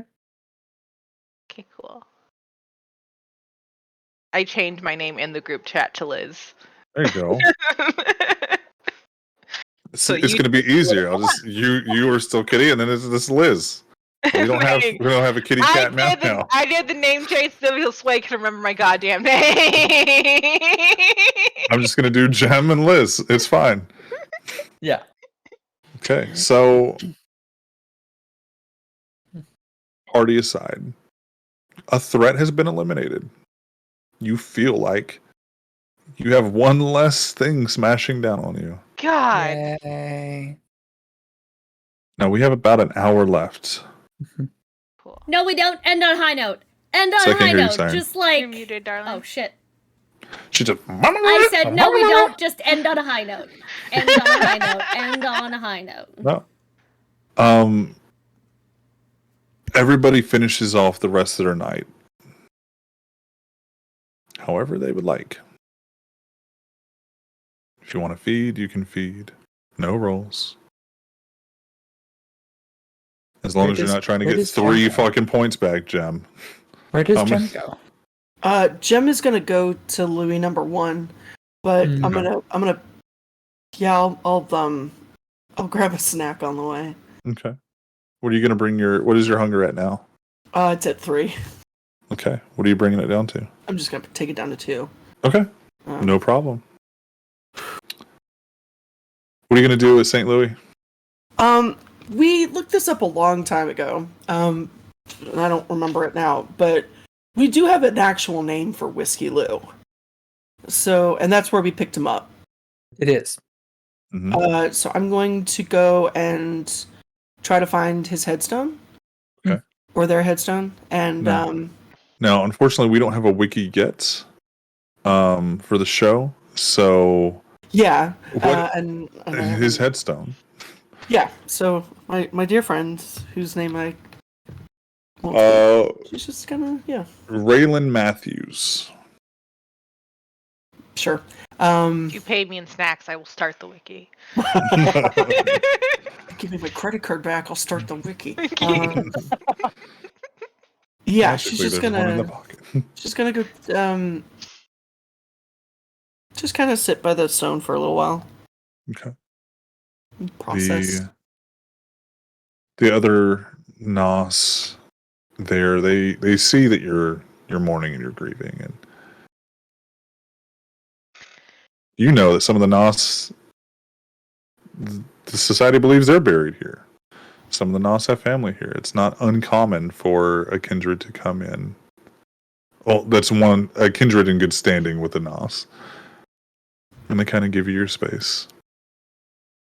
You make eye contact every now and then. They nod and continue about their way. Yeah, and she'll stop by Grin's mausoleum for a minute, and then there's a couple of newer aged Nos. I was gonna say young, but that's relative. Then new return. They're more up to date, dressed with modern society, and there's like 3 of them on the steps of his mausoleum, just kind of relaxing, meditating, pondering, thinking. Cool. They're not a line. They're just a couple of them on each side. Just evening. and they just kind of nod. Yeah. I'm gonna text Ed. You up? He replies, "Yup." Raid night? Question mark. No, that's on Thursdays. This is I don't know. Tuesday. I don't know what day it is. It's like, baby, tonight has taken 5 weeks. I have no idea It has. what day it is. Okay. And he says, "Come on over." Yeah. And 2 days. you guys continue your evening. What is everybody else doing? I Matthew. also go get a snack. Elizabeth, yeah. You also go feed. Where are you gonna rest your head at? On top of my boyfriend. No resting allowed. There's he's receptive. If that's the way you want to decrease your sorrow for the night, but he just offers space. He doesn't want it. He No, does not want space. okay. There's no space to be had. There's negative 8 inches of space. Oh, Good for Siren. me.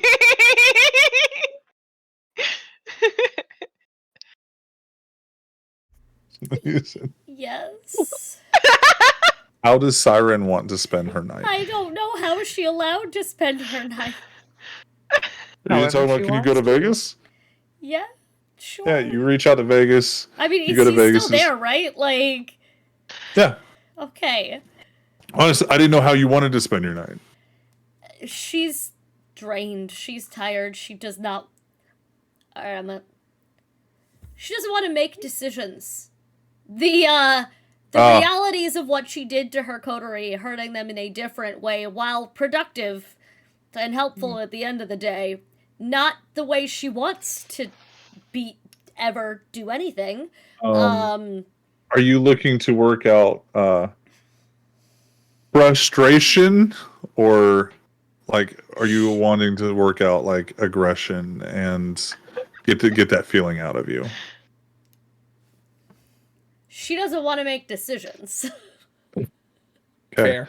So Done. End of story. He starts you out with what he thinks you need and takes you up to the training room and puts you through motions. Great. Calls out drills, calls out stances. You switch and you move. Yeah, he this does. conversation. Jesus. And then God. then he picks up one of the blades from the table and tosses it to you nonchalantly, and you catch it. And he again drills you on knife drills. Yeah. We love edge play. Keep going. I'm going to mute all of you and hide your cameras. Shut the fuck up. I just love how the rest of us were like, yeah, we're just gonna go, whatever. Let's really discuss what happens with Cyrus. As you, I want to know. Thank you. There's 2 things. Okay, so as you go to throw a knife, he goes no, and he takes the knife out of it, grabs your hand, puts it back in your hand, and grabs your hand, and it throws your hand, and it bullseyes, and he spins you around and kisses you, and you finish the night in the bed. as more of your decisions are made. Siren All didn't she make any. wanted. Siren didn't want to make any decisions. Liz made every decision. I just want that very well known. We all That know too. Duncan's a bottom. Oh yeah, Duncan is like a proud bottom of like, I take all of it. I take everything My she favorite wants thing to is the give. first time they had sex. It was that kid that Liz got tied up, and then they were like, "Nah, that didn't work." No, No, That didn't feel right. No. that didn't feel right. feels like is it we switch? Yeah, switch. Yeah. And it's worked out ever since. Meanwhile, Gem and Id are playing Warcraft. Yeah, Good. sure. Amazing. Also amazing. So what is Gem and what is Id playing? I don't No, know. you wanted to say they're playing fucking WoW. No, they are. I don't know about Id. I know that she's playing a Forsaken because she thinks it's Okay. hilarious. And, So there's this issue that like Id is an alliance player, and so he's no. I he- knew something had to be wrong with him. Jesus. but for you he goes and he makes like an orc. Because he was a human, now he's an orc. No, then because she doesn't know any better. Poor fool. So she'll. No, I mean if you would have picked that because it looks like a nos or something, he would have been like, all right, Oh, cool. no, because it's dead and she is, and that's the joke. She'll do. I don't know. What's something basic and dumb? Let's go human. Yeah. Yeah. She just makes He a. just rocks the human along with you, and you guys quest on into the nights. For gold cards. My personal Fighting favorite Murlocs. is the gnome barbarian. 'cause Oh it's yeah, funny. Pixie. Listen, I made Pixie's a got gnome rogue. I made a gnome rogue, and she's so stabby and so Yeah. small. And I just basically glitched to being inside the villains, and I just stand and stab. Yeah. Like I can occupy the same space as them, and I just stab. Amazing. If the gnome, she's very tiny with big axe and like the big pink pigtails. Yes. I love her Oh, so hell much. yeah. Yes. So what is Jace finishing up his night with? He. I think he's gonna go back to his apartment, although his apartment is feeling less and less like a safe space. Oscar is there waiting. Yeah, If yeah. you go back to your apartment. Yeah, I mean, I will, and he can stay in the living room. He is sitting on the and- couch in the living room, like he sitting very still, like Good. Doesn't want to touch anything or reach, but didn't want to sit on the floor. He Fair. just sat on the couch. Okay, yeah, he can stay there. And I'm not going to acknowledge him when I walk in. And I'm He doesn't going look to at walk. you, and Good. I walk past and shut the door to my bedroom. Mhm. And I very quickly put a. Actually, before I go in my bedroom, I put a warding sigil, ward against ghouls on the handle, so Okay. that it will hurt him if Mhm. he tries to touch it, and I will then close the door and then put a warding circle against ghouls on the bedroom side of the door, so that if Okay. he tries to enter, he is unable to. It's not going to trap him. He will just not be able to enter into the circle. Fair enough. And then Jace will journal, I think. Okay. Jace journals for a while. Are we and assuming just- competence, or are you going to spill it? No, I mean he's not journaling about what happened tonight. Day at the bar. Yeah. Right. Today I fought a wraith. XOXO Gossip Girl. Yeah. No, he's journaling about his feelings about his childhood. Okay. And the things that he has gone through. And just how he feels about that, and he is just sad for a bit. But I think he's all cried out because vampires don't cry. Yeah. And so I think he is hit now that he's come down, and we all have come down from the emotional high of the interaction. I think he Being is so low. Yeah, I think he's like Yeah. hollow and whatnot, but just still trying to process stuff like he would if he was a Kine. So Yeah. he journals and then goes to bed. And it does help a little bit. it's less emotionally therapeutic as you would expect, and more of a that tracks, and more of a putting pieces together. And so it's amazing what a few points of lost humanity can give you perspective on. Yeah. And the sun rises and falls. Starting with Jace, you wake up, everything's fine. No, door's not open.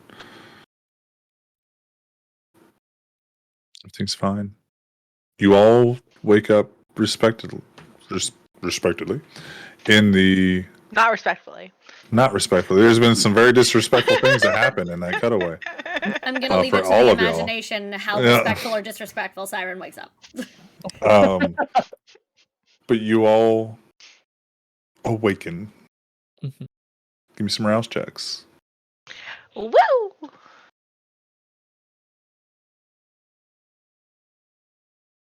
Okay. What does that put you at, Jace?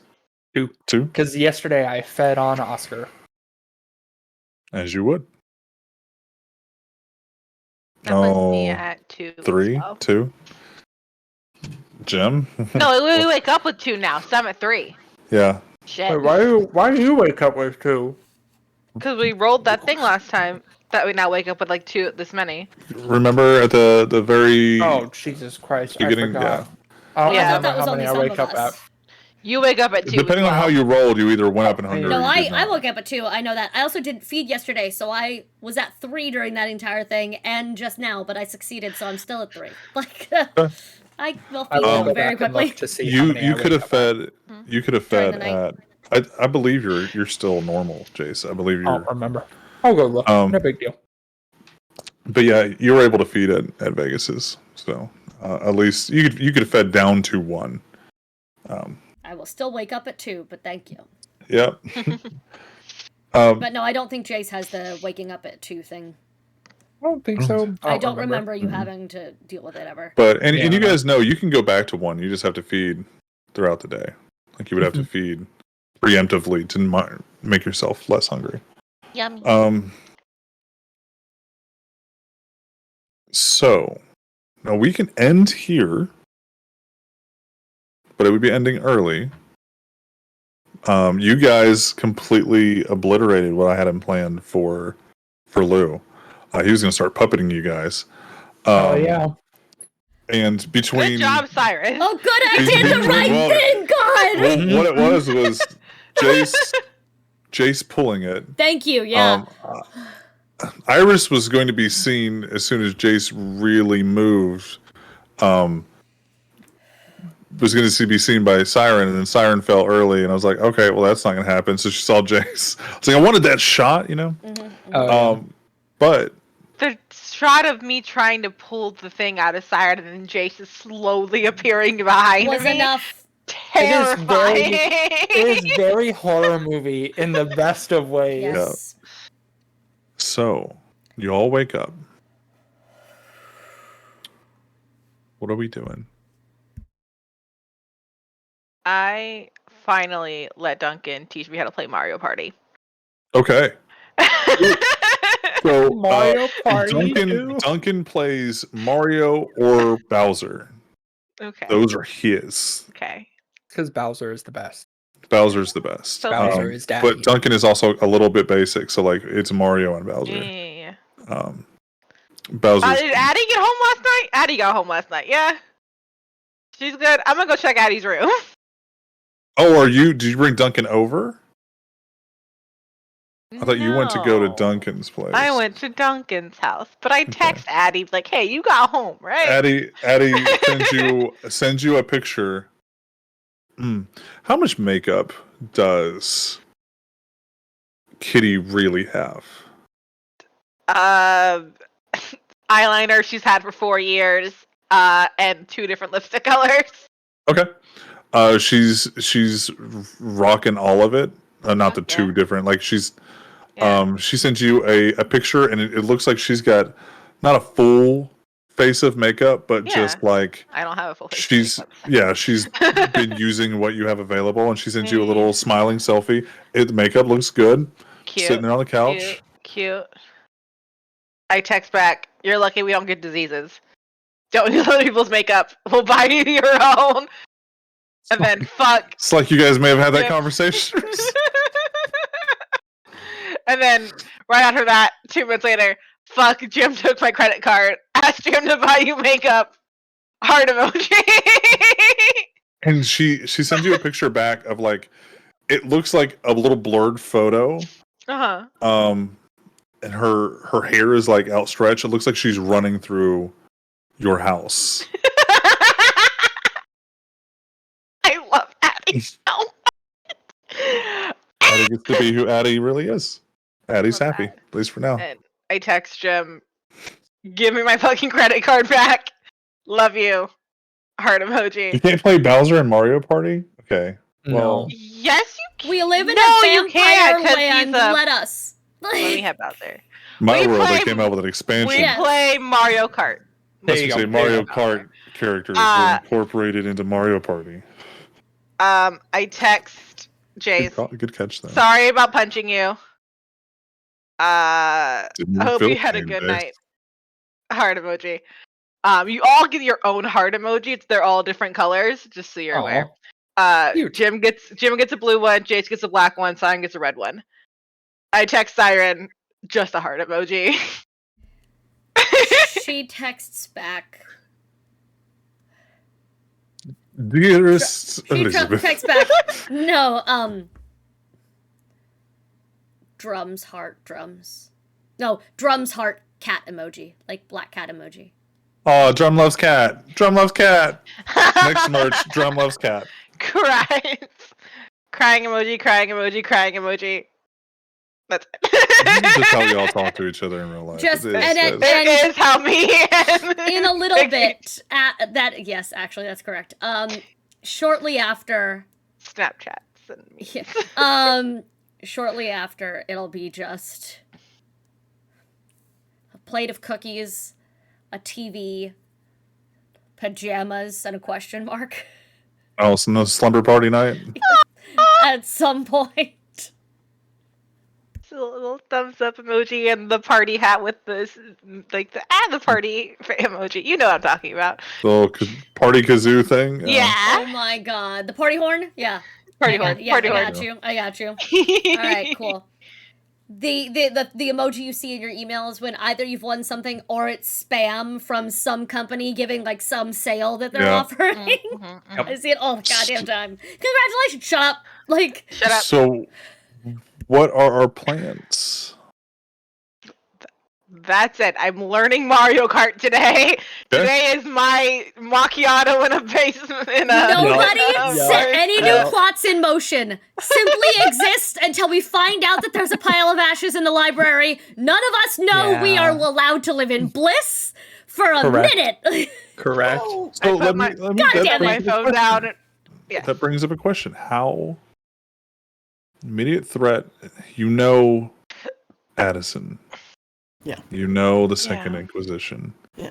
But they don't Well- feel pressing. It's like having that weird neighbor that likes to harass you and kick over your garbage can. Like that's Addison. Eesh. But the Second Inquisition, it's just like the government. It's always there. It's always just kind of a pain. I feel Did like I- if we act like we're bored of them, they'll show up eventually. Have I told anybody but Siren that Addison's dead yet? No. No, Fuck you didn't me. get the chance Okay, to. that's later. That's not a today problem. We just went through so much. Jace is gonna text Iris and because he would have last night, but I think he was too fresh. And he will just text her. You'll need to teach me that sometime. I didn't get to see what was on your hands. He sends you back, of course, and the ghost emoji, and then the no emoji, and then what looks like an ambulance. He will just send back a Ghostbusters meme, a GIF, The a GIF GIF, of yeah. the Ghostbusters. Oh. And then he'll text Jem to No, see- first you're gonna let Sway have his Ghostbusters GIF moment, and it's gonna be Iris responding with, when someone asks if you're a god, you say yes. Yes. And then you can text whoever you want to. Fair.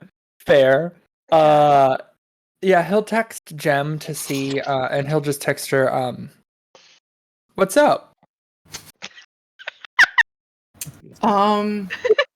Just, I know I tried to possess and kill you yesterday. Sup, though. Look. Dude. Sup, dude. Not much. You? Same. Journaled yesterday. I don't know what to do now though. My manifesting. Only journal. because I've done this. Only because I've sent this to Matthew. I sent him the gay. The gay seal. Yeah, he just You two would send each other that. yeah. He just says yeah ... Yeah. Want to get coffee? I have things I need to take care of today. Rain check. Okay. And Love he you will then punches. he'll Jace, you gonna go get coffee? And then like Yeah, a dot, right. dot, dot. Seriously though, glad you're okay. and he'll just respond like, oh yeah, of course. And same to you. I was really worried about everything that was happening, but glad we made it through. And he will just text the rest of the coterie a little latte emoji and then a heart emoji to the other two. And glad you're okay. We're And gonna then have a he coffee will date? go get coffee. Okay. And he will Or- tell Oscar to stay where the fuck he is. He just continues. He doesn't even nod. He just continues to Good. stay exactly. Oscar's gonna die from starvation. I'm so excited for it. Oh no. So No. Go get coffee. Don't He'll say stay where you are, but I guess eat if you have to. But don't get, if I find a single crumb, it's on you. And then he will leave. I guess eat if you Chase has have been to. Chase has been kindred for a bit. Is there food in your apartment? No.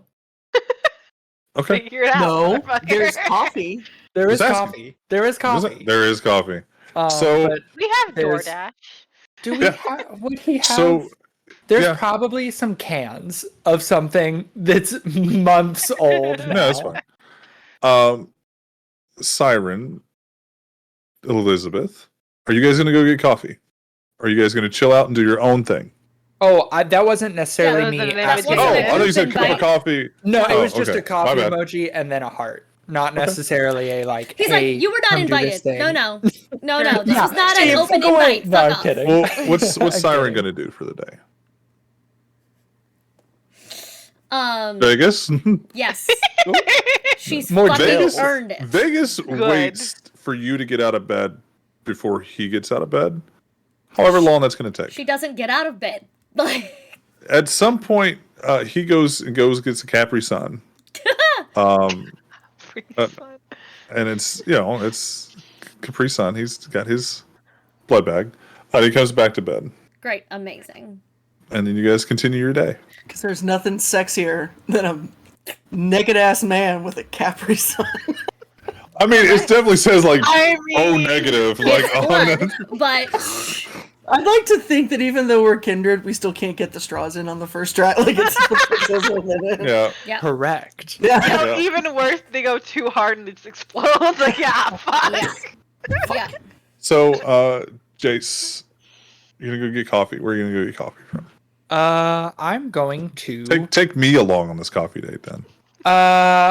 He Take us all. out of habit starts to go to a coffee shop that he used to frequent quite a bit. Okay. And It is the one that he used to work at. Okay. Not because Matthew is trying to fish for some drama at this No, coffee no, no. shop. But he It's out his- of it's his habit goes normal place, back to yeah. the one that he used to work at before he had to leave Oscar and the shop.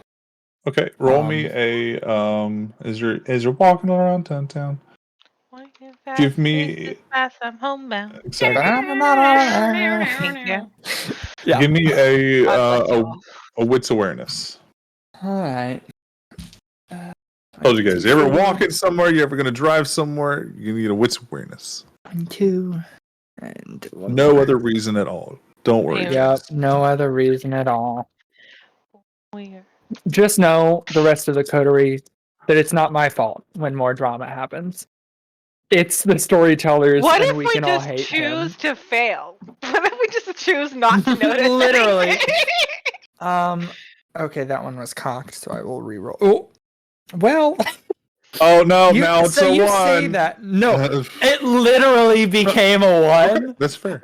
So I have 1 success total because I got Okay. 1 success, 2 crit successes, and 2 crit failures.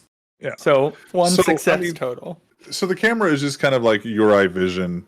You know, it's kind of like over your shoulder as you're walking. You kind of get that like you're focused on just going to go get yourself some coffee. Yeah. So we don't really get to see what the coffee shop really looks like. And as you go in, the camera kind of pulls away for a second. Jem, can you kind of describe that coffee shop that you were in with Uh-huh. the Come can. on now. with God. Priestley Mulligan? Yes, with Father James Callahan, the father of my children. Yes, absolutely. Yes. Okay. Father of my Very children. simple. Sort of a smallish place. Folksy, rustic, homey. Lowish lighting. A lot of lamps. Yeah. You know. Little ambiance, yes. Ambiance. Yeah, mismatched decor.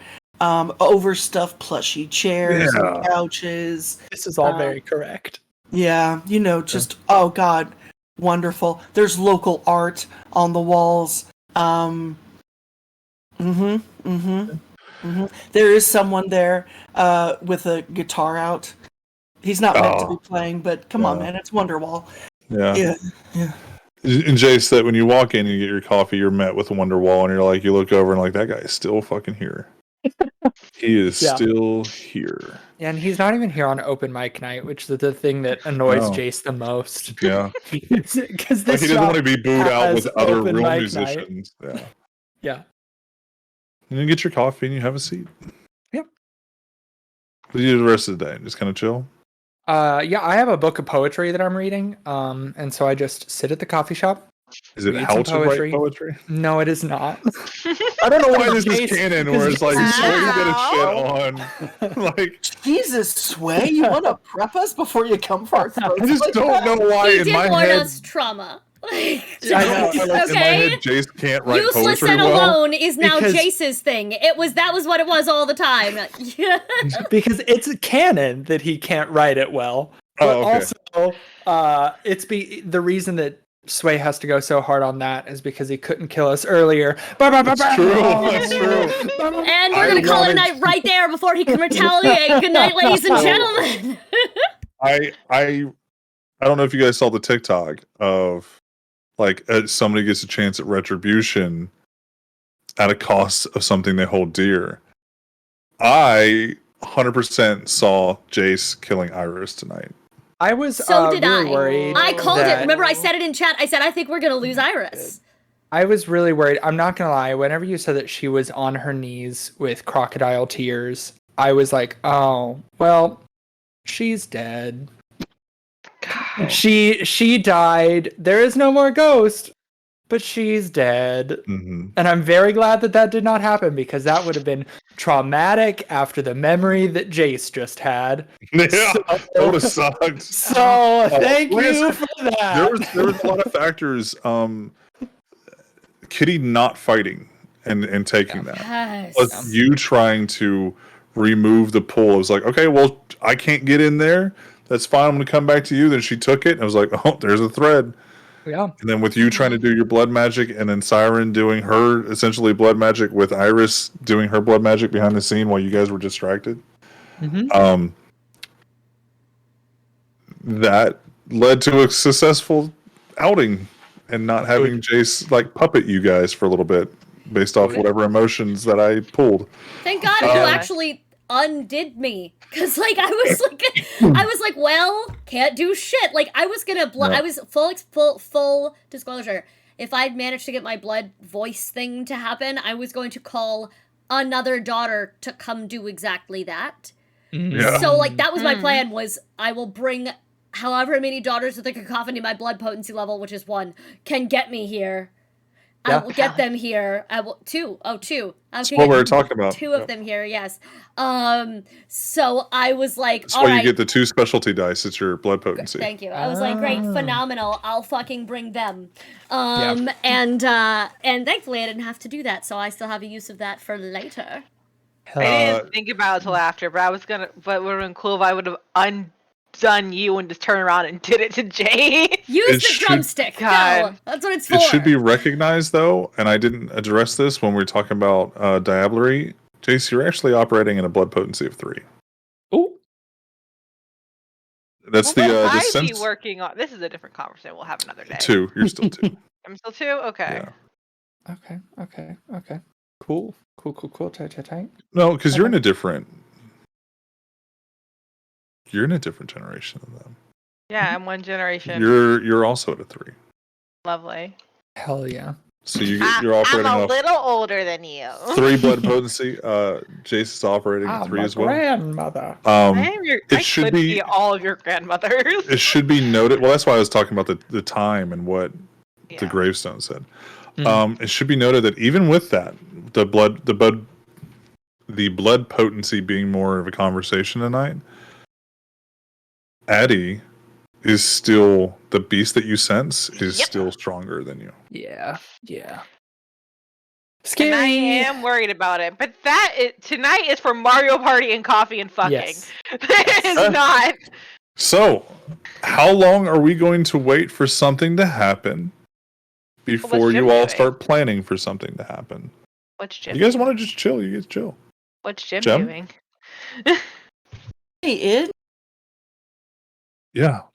I don't mean to be rude. But and you don't have to tell me anything. I hope you know that, right? How's your brother doing?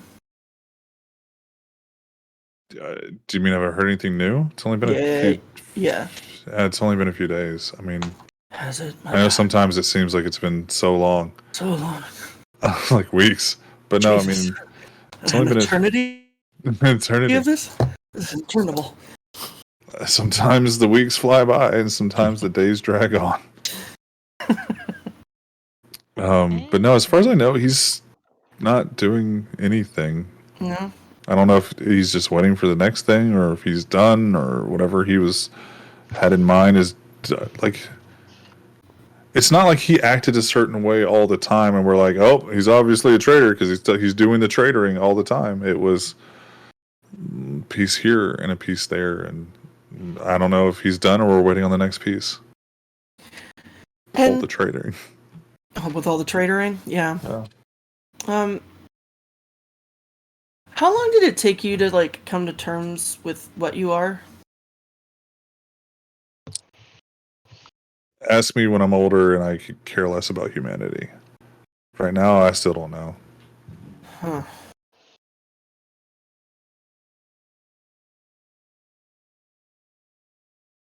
Huh. Struggling a little bit? Yeah. Fucked up yesterday and I heard Siren. And I don't say this to diminish you or her pain in this. We're just going to do that from time to time. That's why we don't just hang out together all the time. Nos do a little bit more than everybody else, but yeah, but you guys are weird. And when you look like us, you can't get enough of it. Listen, you're preaching to the choir. I am. And the camera just sees like, well, she looks down this like, fuck you look. Like, when you're like, when you're trying to insinuate that you are gross or grotesque or not pretty. No, It was that all I she wanna couldn't get do is enough of hang it. out with them. Yeah. Oh, Yeah, okay. it was the couldn't get Okay. enough of it. I don't know. Listen, if I could, I would just live in this house and not walk out. There's a view on his face of like he may have misunderstood what you took by that, what you said by that. No, baby, He's no, just like, no. what the fuck? No, look at this punum. I have what? No. I know. I mean, I think I know. But, like, I didn't realize how much... I don't know. And then Victor said something about... What did Victor say? What wisdom did our sheriff from on high? that he was disappointed in me. And he thought I was the one that wasn't gonna be a monster. So he can say whatever he wants. I know. But here's the thing. He is old enough and has obviously done things enough that his humanity, no matter if he tries to paint kittens on Sunday schools, whatever, we all have our little tricks of getting our humanity back. He's so far away from that. It takes a monster to know a monster.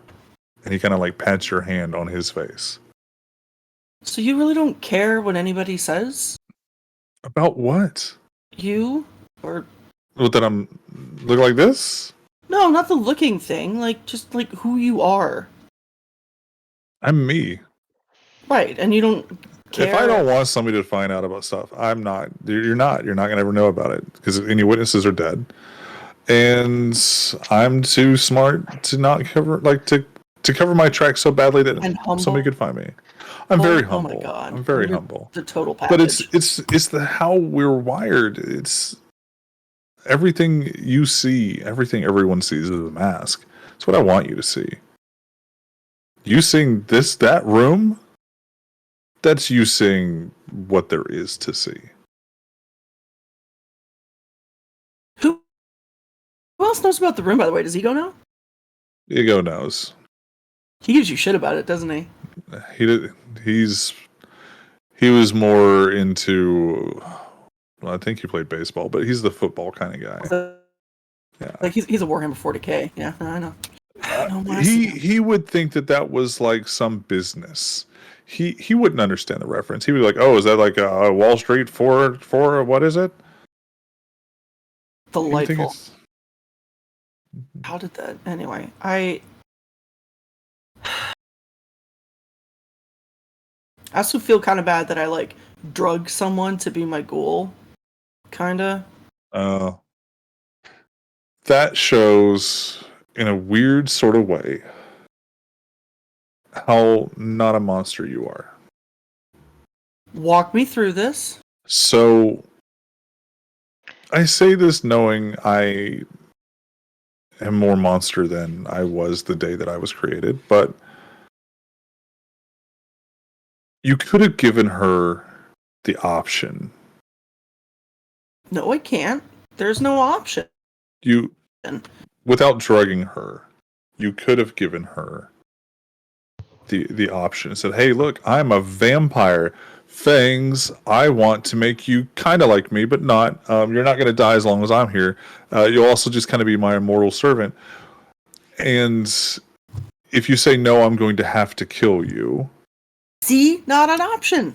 Or you could go, I mean, she could choose suicide by not being a ghoul.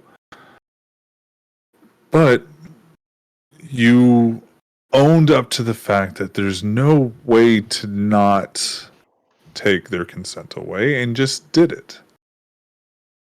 Does that make you a monster?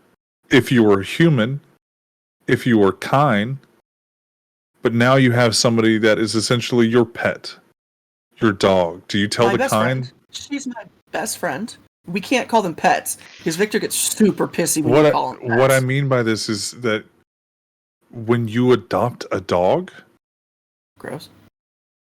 When you pick up a stray on the side of the road, are they coming with you because they think that you can feed them and get them out of this cold weather? Or Are they thinking, oh, this is be my new mommy? No, they think you're safety. And then they maybe grow to love you. I don't know how fucking animals feel. But Yeah, you're losing this metaphor, my friend. what I'm saying is you took that consent away. Like someone adopting someone else into their family, not a pet. But the dogs didn't get a choice. The cats didn't get a choice. The squirrels, whatever you fucking take home with you doesn't get a choice. Don't adopt squirrels. My God, how old are you? No, squirrels are cool. Look, you... Oh, okay. Most cities NOS use rats because they go through the sewers. We don't have fucking sewers, so I use squirrels. There's trees everywhere in New Orleans. They're tiny little tree rats. Yes. He uses squirrels, and now I love him so much. Back off. He's taken. And he plays Alliance. You really don't want that shit. You know what I'm saying? He's the one that has the little squirrel nuts. Follows him around everywhere. Listen, Nuts is cute. Nuts is cute. I'm sorry. Nuts is cute. So, they're useless though. They really are the what is it? The ears of the genital system.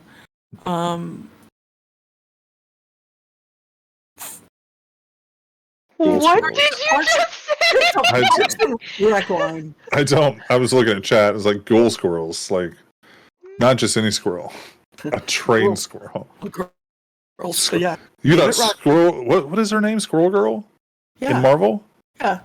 Who beat Thanos with the powers of a squirrel and a bushy tail? Mm-hmm. Someone write that down. Write down ghoul squirrel for me, please. Thank you. No, you already know. You already know all of your menagerie. You have it. You're not adding things to the list. So, no one else can talk to my ghouls. That's not true. Anybody that can speak to animals can talk to your ghouls. Shut up, Shore. Shut up, Shore. Or I'm gonna hit the same situation Siren was in. You can't kill puppies. It's true. But he just tells you, tries to alleviate that by saying this is a natural progression, and having ghouls in any way, shape, or form is not only a masquerade breach, but it's a breach of humanity. Whether they be animal, whether they be kind, it's removing permanently the consent of that person. Then, okay, here's my question. How do you stop from giving a fuck what people think? That's going to take you being more mature. That's going to be self-confidence in your decisions. I always feel confidence in my decisions. Everything I do has been right and justified, and then everybody else gets mad at me. Then take this for example. If they got mad at you, you slap them in the face and you walk away. You're still right. You remove the... Okay, if it's the coterie, it's the coterie. You say, I was fucking right. And you... Puppy. Every single time. And you stand your ground, regardless of what they think of you, you were right. You made the right decisions.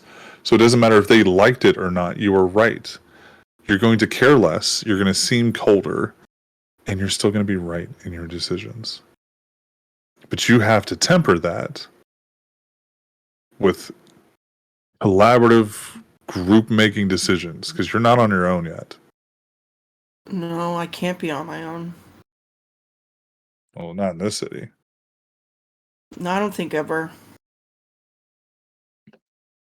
You'll find whoever you need to find. We all do. I thought I did. Are you looking to him? Okay, I didn't know if you met somebody else or not. Yeah, there's all that other NPC I met. No, I didn't know if like you met somebody in your past. And he just kind of pats your leg. Like, I'm the comforting, sharing space with you. You have to understand that you're going to hurt me. You have to understand that I'm going to hurt you. And part of it's the beast, and part of it is living together long enough that all the different combinations of events arrive at that coincidence of me hurting you and you hurting me. Forever is a long time. I get how relationships work, kind of, but like, this is a new level of hurt. It was bad, and it happened so easily. Like, God. Oh, there's no ghost in the bar anymore, by the way. Oh, fucking cool. Yeah. I think you guys should keep it that way. But he looks at you and he goes, Sure gonna try. the only way not to care is to become more of a monster in different ways. You lose pieces of who you are to gain pieces of who you are.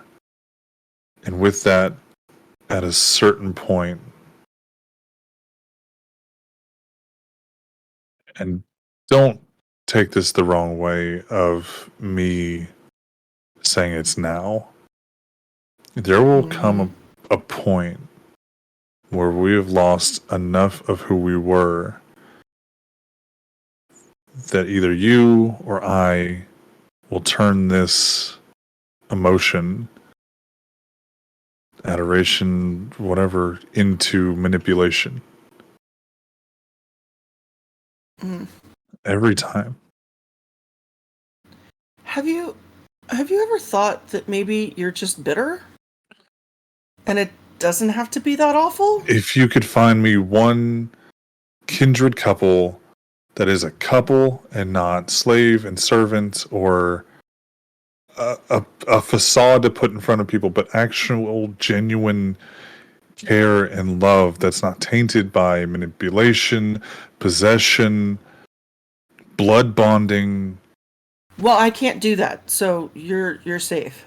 But I can do that. Not to me. Addison and I tried. It didn't work. And there's a look on his face of like another reason to kill him. Because Jem had like no real idea of what it is. Yeah.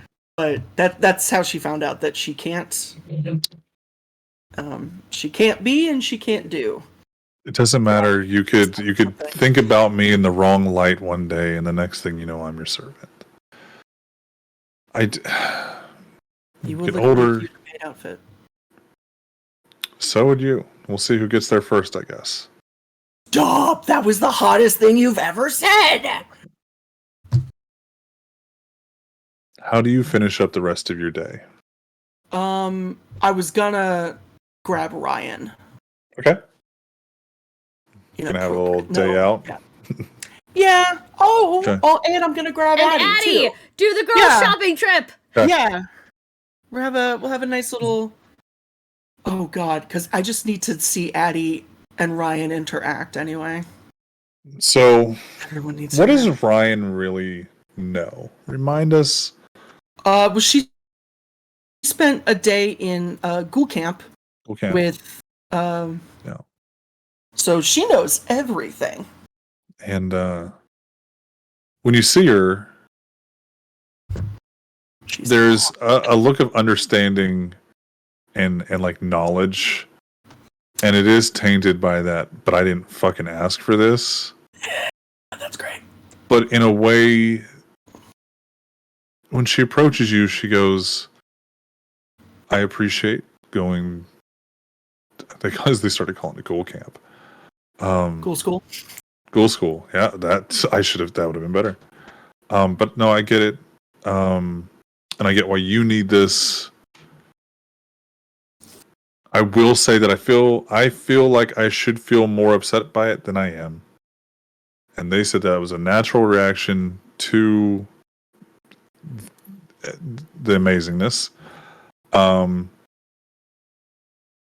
that feeling would change with more of the amazingness to a feeling of best friend or love or willing slave. So what I'm going to ask is, can we speed that along? Because we were friends before. Yeah. Eventually, either you're going to have to put me down, or I'm not saying you would. I'm saying this is what they said. Either that, since we were friends before, this is an inevitable speed bump to us being friends again. Okay. In a fucked up sort of way. Okay. Or my death because you don't progress me. You don't keep me on, and now I'm a masquerade breach, and you will have to kill me. because you're the prince's daughter. I learned a lot. I learned a lot. I mean, hey, look at the bright side. Someone's trying to depose him, so I may not be the prince's daughter much longer. Heyo. Can I get a drink? God, please. I am sorry. But I don't want you to do anything that you don't want to do or feel any way that you don't want to feel, and I'm gonna try my damnedest to make sure I don't inadvertently make you do stuff or feel stuff. They said that's going to happen. I'm still figuring this out. I understand. And I'm. They were very clear on the fact that, let's say I was your number one ghoul for 80 years. Or and you decided to stop giving me you. I would rapidly age in the coming days, minutes, hours, whatever it is, to the age that I would be if I had aged that entire time. they teaching you at the school I sent you to? The reality of my new world. Good If it's God. 150 years, if it's 150 years, you'll be you. And if you decide you want me out of your life, I almost instantly turn to dust. I get it. This was a bad idea. My I'm sorry question: we're here. if you stopped now, I would almost definitely need to go through a hospitalized withdrawal process. You let me know. You have to. This is not my decision anymore. So I don't feel like I can just walk away from this because you might decide to kill me. I will kill you. Somebody might make you kill me. Somebody might find out that I'm one of your ghouls and just walking around for the next month or 2 months, depending on my height and weight and all this other shit of how long your blood is going to stay in my body. About not wanting a ghoul for such a long time, and it'd be fine. You've never seen Ryan like this, and you actually, for a second, when you start thinking about like the reasons why you didn't want to get a ghoul, was part of that is the changes that you could put on them, and you think that this interaction is actually part of the worry. Is this now? It's a hyperfixation. Now it's an overthinking of everything. And Ghoul School may have only fed that a little bit. God damn it, Jerry! My nemesis. Damn him. Jerry! Everybody's ghoul's a little different flavor. Yeah. So what she is asking for is not only just a drink at the bar, but is to further this along. Oh, like drink. Oh. She wants to drink from you. Oh. To increase that bond to back to where you were friends, even though knowing now that it's kind of fucked. But this is every ghoul. Okay. Yeah, we can absolutely do that. Yeah. Okay. Oh, fuck, I gotta open the bar anyway. Well, I gotta clean the bar. There were dogs in the bar. So here's what we're going to do. Do you let her drink? Yeah. Describe that scene. I will give her the option if she wants me to put it in a drink or if she just wants to go from the source. She's going to go from the source. Oh, great. She goes, they said that this was actually the better way to do it. Cool. And that it would just kind of finalize things without watering it down, essentially. Hey, what's your favorite vampire movie? Oh, don't make me say it. Is it Twilight? No, Lost Boys. No, Lost Boys. Twilight? Okay. What? I don't know. So she puts on, we'll get to the bar. It's still closed. She'll put on Cry Little Sister. Cry Little Sister. And I don't have celerity or anything. Yeah. So I'm going to just like I'm gonna lean over the bar, like upside down. Like I'll be like, just imagine I'm like hanging under a bridge by my feet real quick, and I'll bite my arm and offer it to her. Okay. Just kind of like what Dad did. And so she embraces your arm and begins to get her fill that her ghoul biology says she needs. Okay. You had a point of humanity removed last session, or when you took Ryan. I've had like 2. Now, after having talked to Ryan, and you feel that loss of humanity there, you feel like it's getting worse. No, God. And you talk to Ryan, and you feel like the air is better between you. Okay. And I'm going to give you that point of humanity back. Thank you. You're still a kindred. You're still a monster. But there are socially acceptable monstrosities that happen every day. And you taking a ghoul is just another one. It's part of being kindred almost. When she's done, go ahead. I put on Footloose and we do a cleaning montage.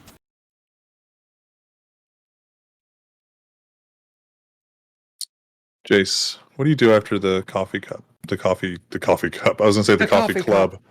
Yeah. I mean, he is. To be fair, he's gonna be there for a while. Like, because it is one of those coffee shops where people just kind of stay for a while. He is going to for a long time. What are you doing? You're just reading? Yeah, I mean, he's taking some time to decompress.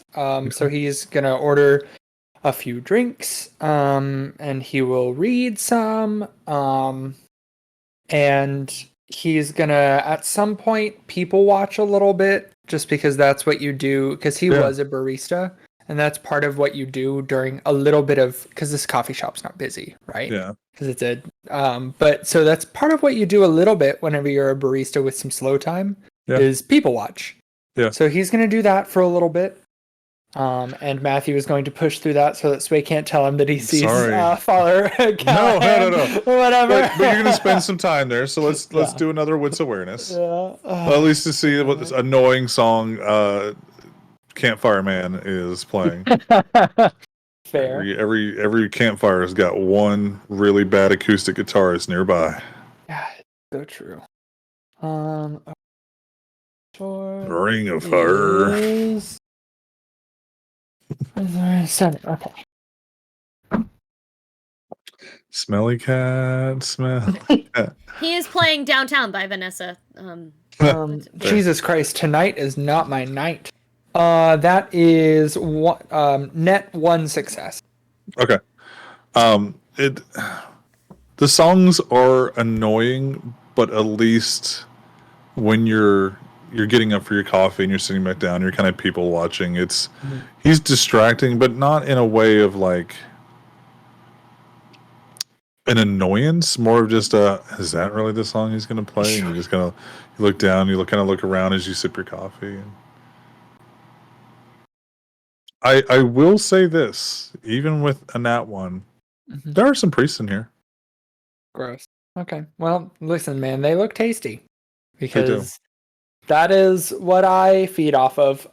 You're suddenly Edward Cullen. Like, it's it's my type. Well, and that's why I was saying, like, you knowing about the Second Inquisition, and also your feeding type of like, hey, real good indicators on people that are super tasty. Yeah. Like you pick them up for various reasons, even with a 1. Yeah. Matthew Mercer, your players can see the moon. Let them see the moon. Sorry. Last episode, like, roll a perception check to see if you see the moon. I'm like, it's the moon. Is it in the sky or not?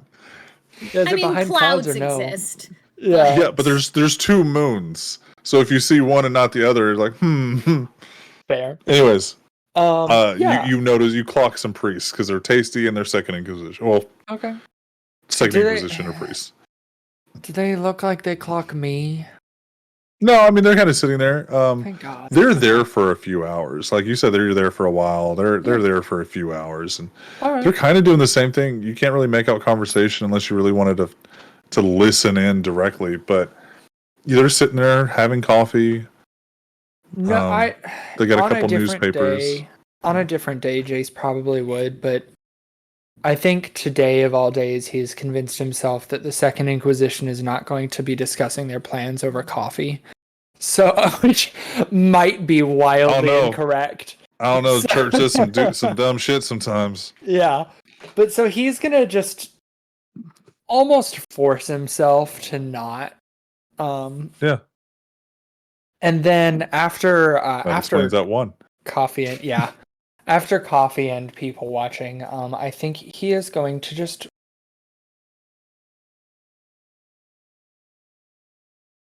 I think he's gonna walk around the city. He just needs a day to be by himself and to Yeah. not think, and because he knows if he goes to his house, he has to confront Oscar.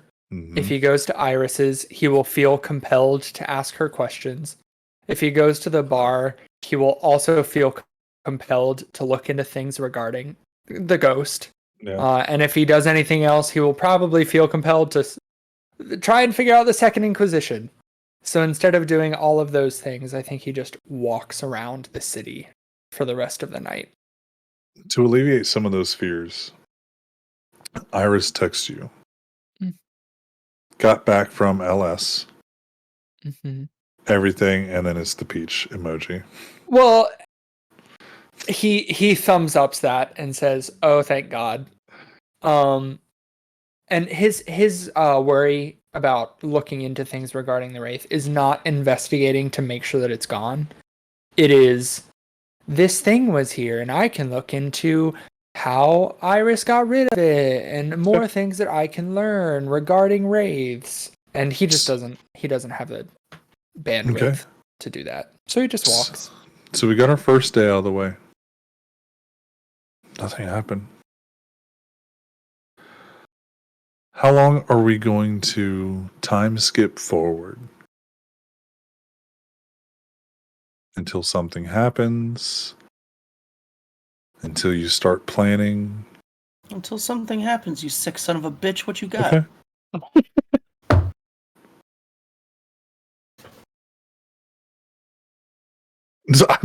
I'm asking you guys. Does anybody I feel have like a we give our- I timeline? mean- You're now in the city hub of every quest giver ever. Yeah. And you can take downtime before you go and then tackle on the next thing, or it tackles you, whichever happens first. I don't know. Yeah, go ahead. I feel like because we are still aware there are other issues at play. Like, we know we didn't fix everything. We know we got sidetracked from dealing with other big shit by a suddenly much more massive problem. Yeah. I would say all of us are probably of a mind of take a day Yeah. or two and exist. But then once the trauma has not worn off, but we've put it in the back of our heads again, like good little disasters, we probably, whoever sends a text, whether it's Siren or Jay or anyone, we should probably chat about anything that was happening. You guys wanted your characters to have some downtime. I'm willing to let you have as much as the world will allow you to have. At the end of day 3, if anybody has any specific things that they want to do on days 2 and 3, go for it. But if not, at the end of day 3, at the morning of day 4, Jace will text Siren.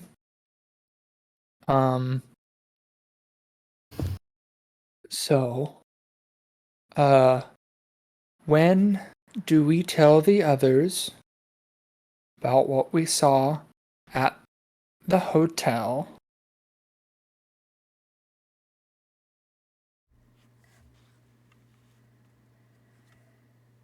Are we sure what we saw? is what we think we saw? 98% is all he sends. Let's you and I see if we can close that 2% gap and then talk about it. Okay. I don't want to worry them if there's no reason. Okay. Meet at Iris's. Okay. And he will head towards Iris's to be able to ask her about anomalies with that ritual. Yeah.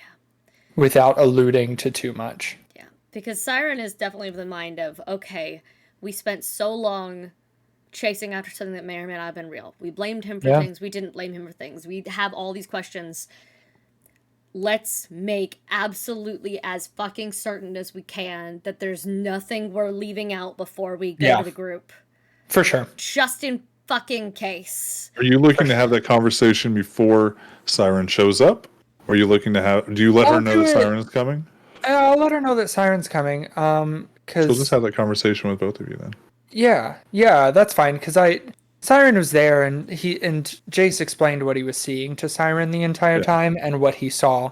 Well, you've also alluded to the fact that either, he's diablerized somebody stronger than him, or it's something with diablerie. So. Yeah, and also the biggest thing that because he was convinced that it was that he had diablerized somebody, and that was what was happening. But now that there was the weird fading into nothingness once we hit the trail end that made us think that Addison was dead, that Jace is now thinking that he got diablerized, not the other way around. That is what the thing was, what the diablerie was. That someone ate Addison, and instead of it being some of his, instead of someone Addison tried to. Oh, you're thinking body snatcher, face snatcher. Yes. Yes, the body snatcher. Do you tell her that that's what you want to talk about? No, I okay. ask her about anomalies with things that can go wrong with diablerie. With the spell that I did. Just with illuminate the trail of prey. Okay. And see if she has had any. If she has ever had a trail fade off like that. Go cold like that. So so that's a quicker conversation. Yeah. And then we can do that and then wrap tonight up. She basically alludes to the fact that something went wrong, either with the casting of the spell or the recipient that you were trying to do it. They died. You didn't have the right tools available. You didn't have enough of them. If you weren't using them and you were using you, it couldn't find what you were looking for. It found kind of what you were looking for and didn't. It could be a variety of things, but it's either you didn't have the tools or the target was fucked up. One of the two. Does she have that conversation with Siren? Is Siren already there for this? Yeah. And what are the chances of that same anomaly happening twice? Of not being able to track somebody and it going cold? Is it the same person you've tried this on twice? Like what if we did try it a second time?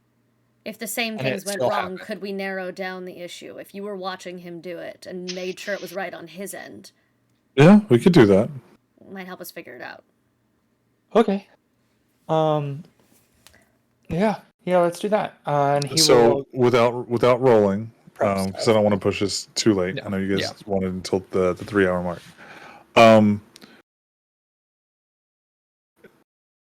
It keeps pointing towards, and you guys kind of walk around with it. You do this a couple times.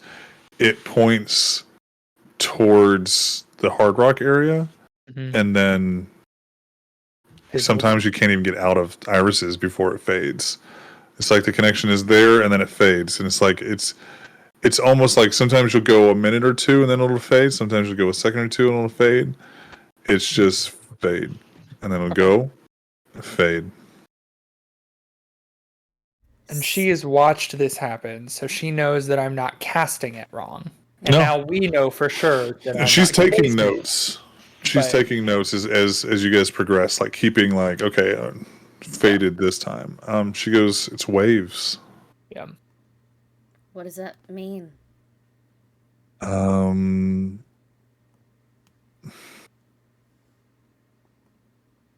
there's waves of cancellation that are being put out. Not either. It's either who, and I'm assuming you've told her you're wanting to track Addison at this point. No. Okay. No, Unless she she we're asks. tracking. Okay. So she If goes, she whoever asks, you're I trying to will tell her. track. She lets you have your privacy with it if you're if you're not gonna allude to it. Yeah.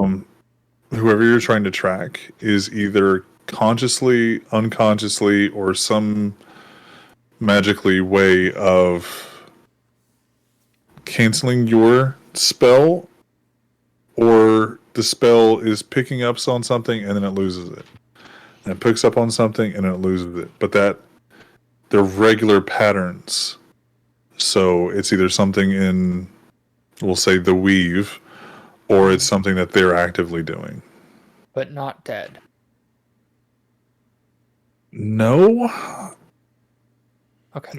I've never tried to track a dead person before. Usually it's not going to work.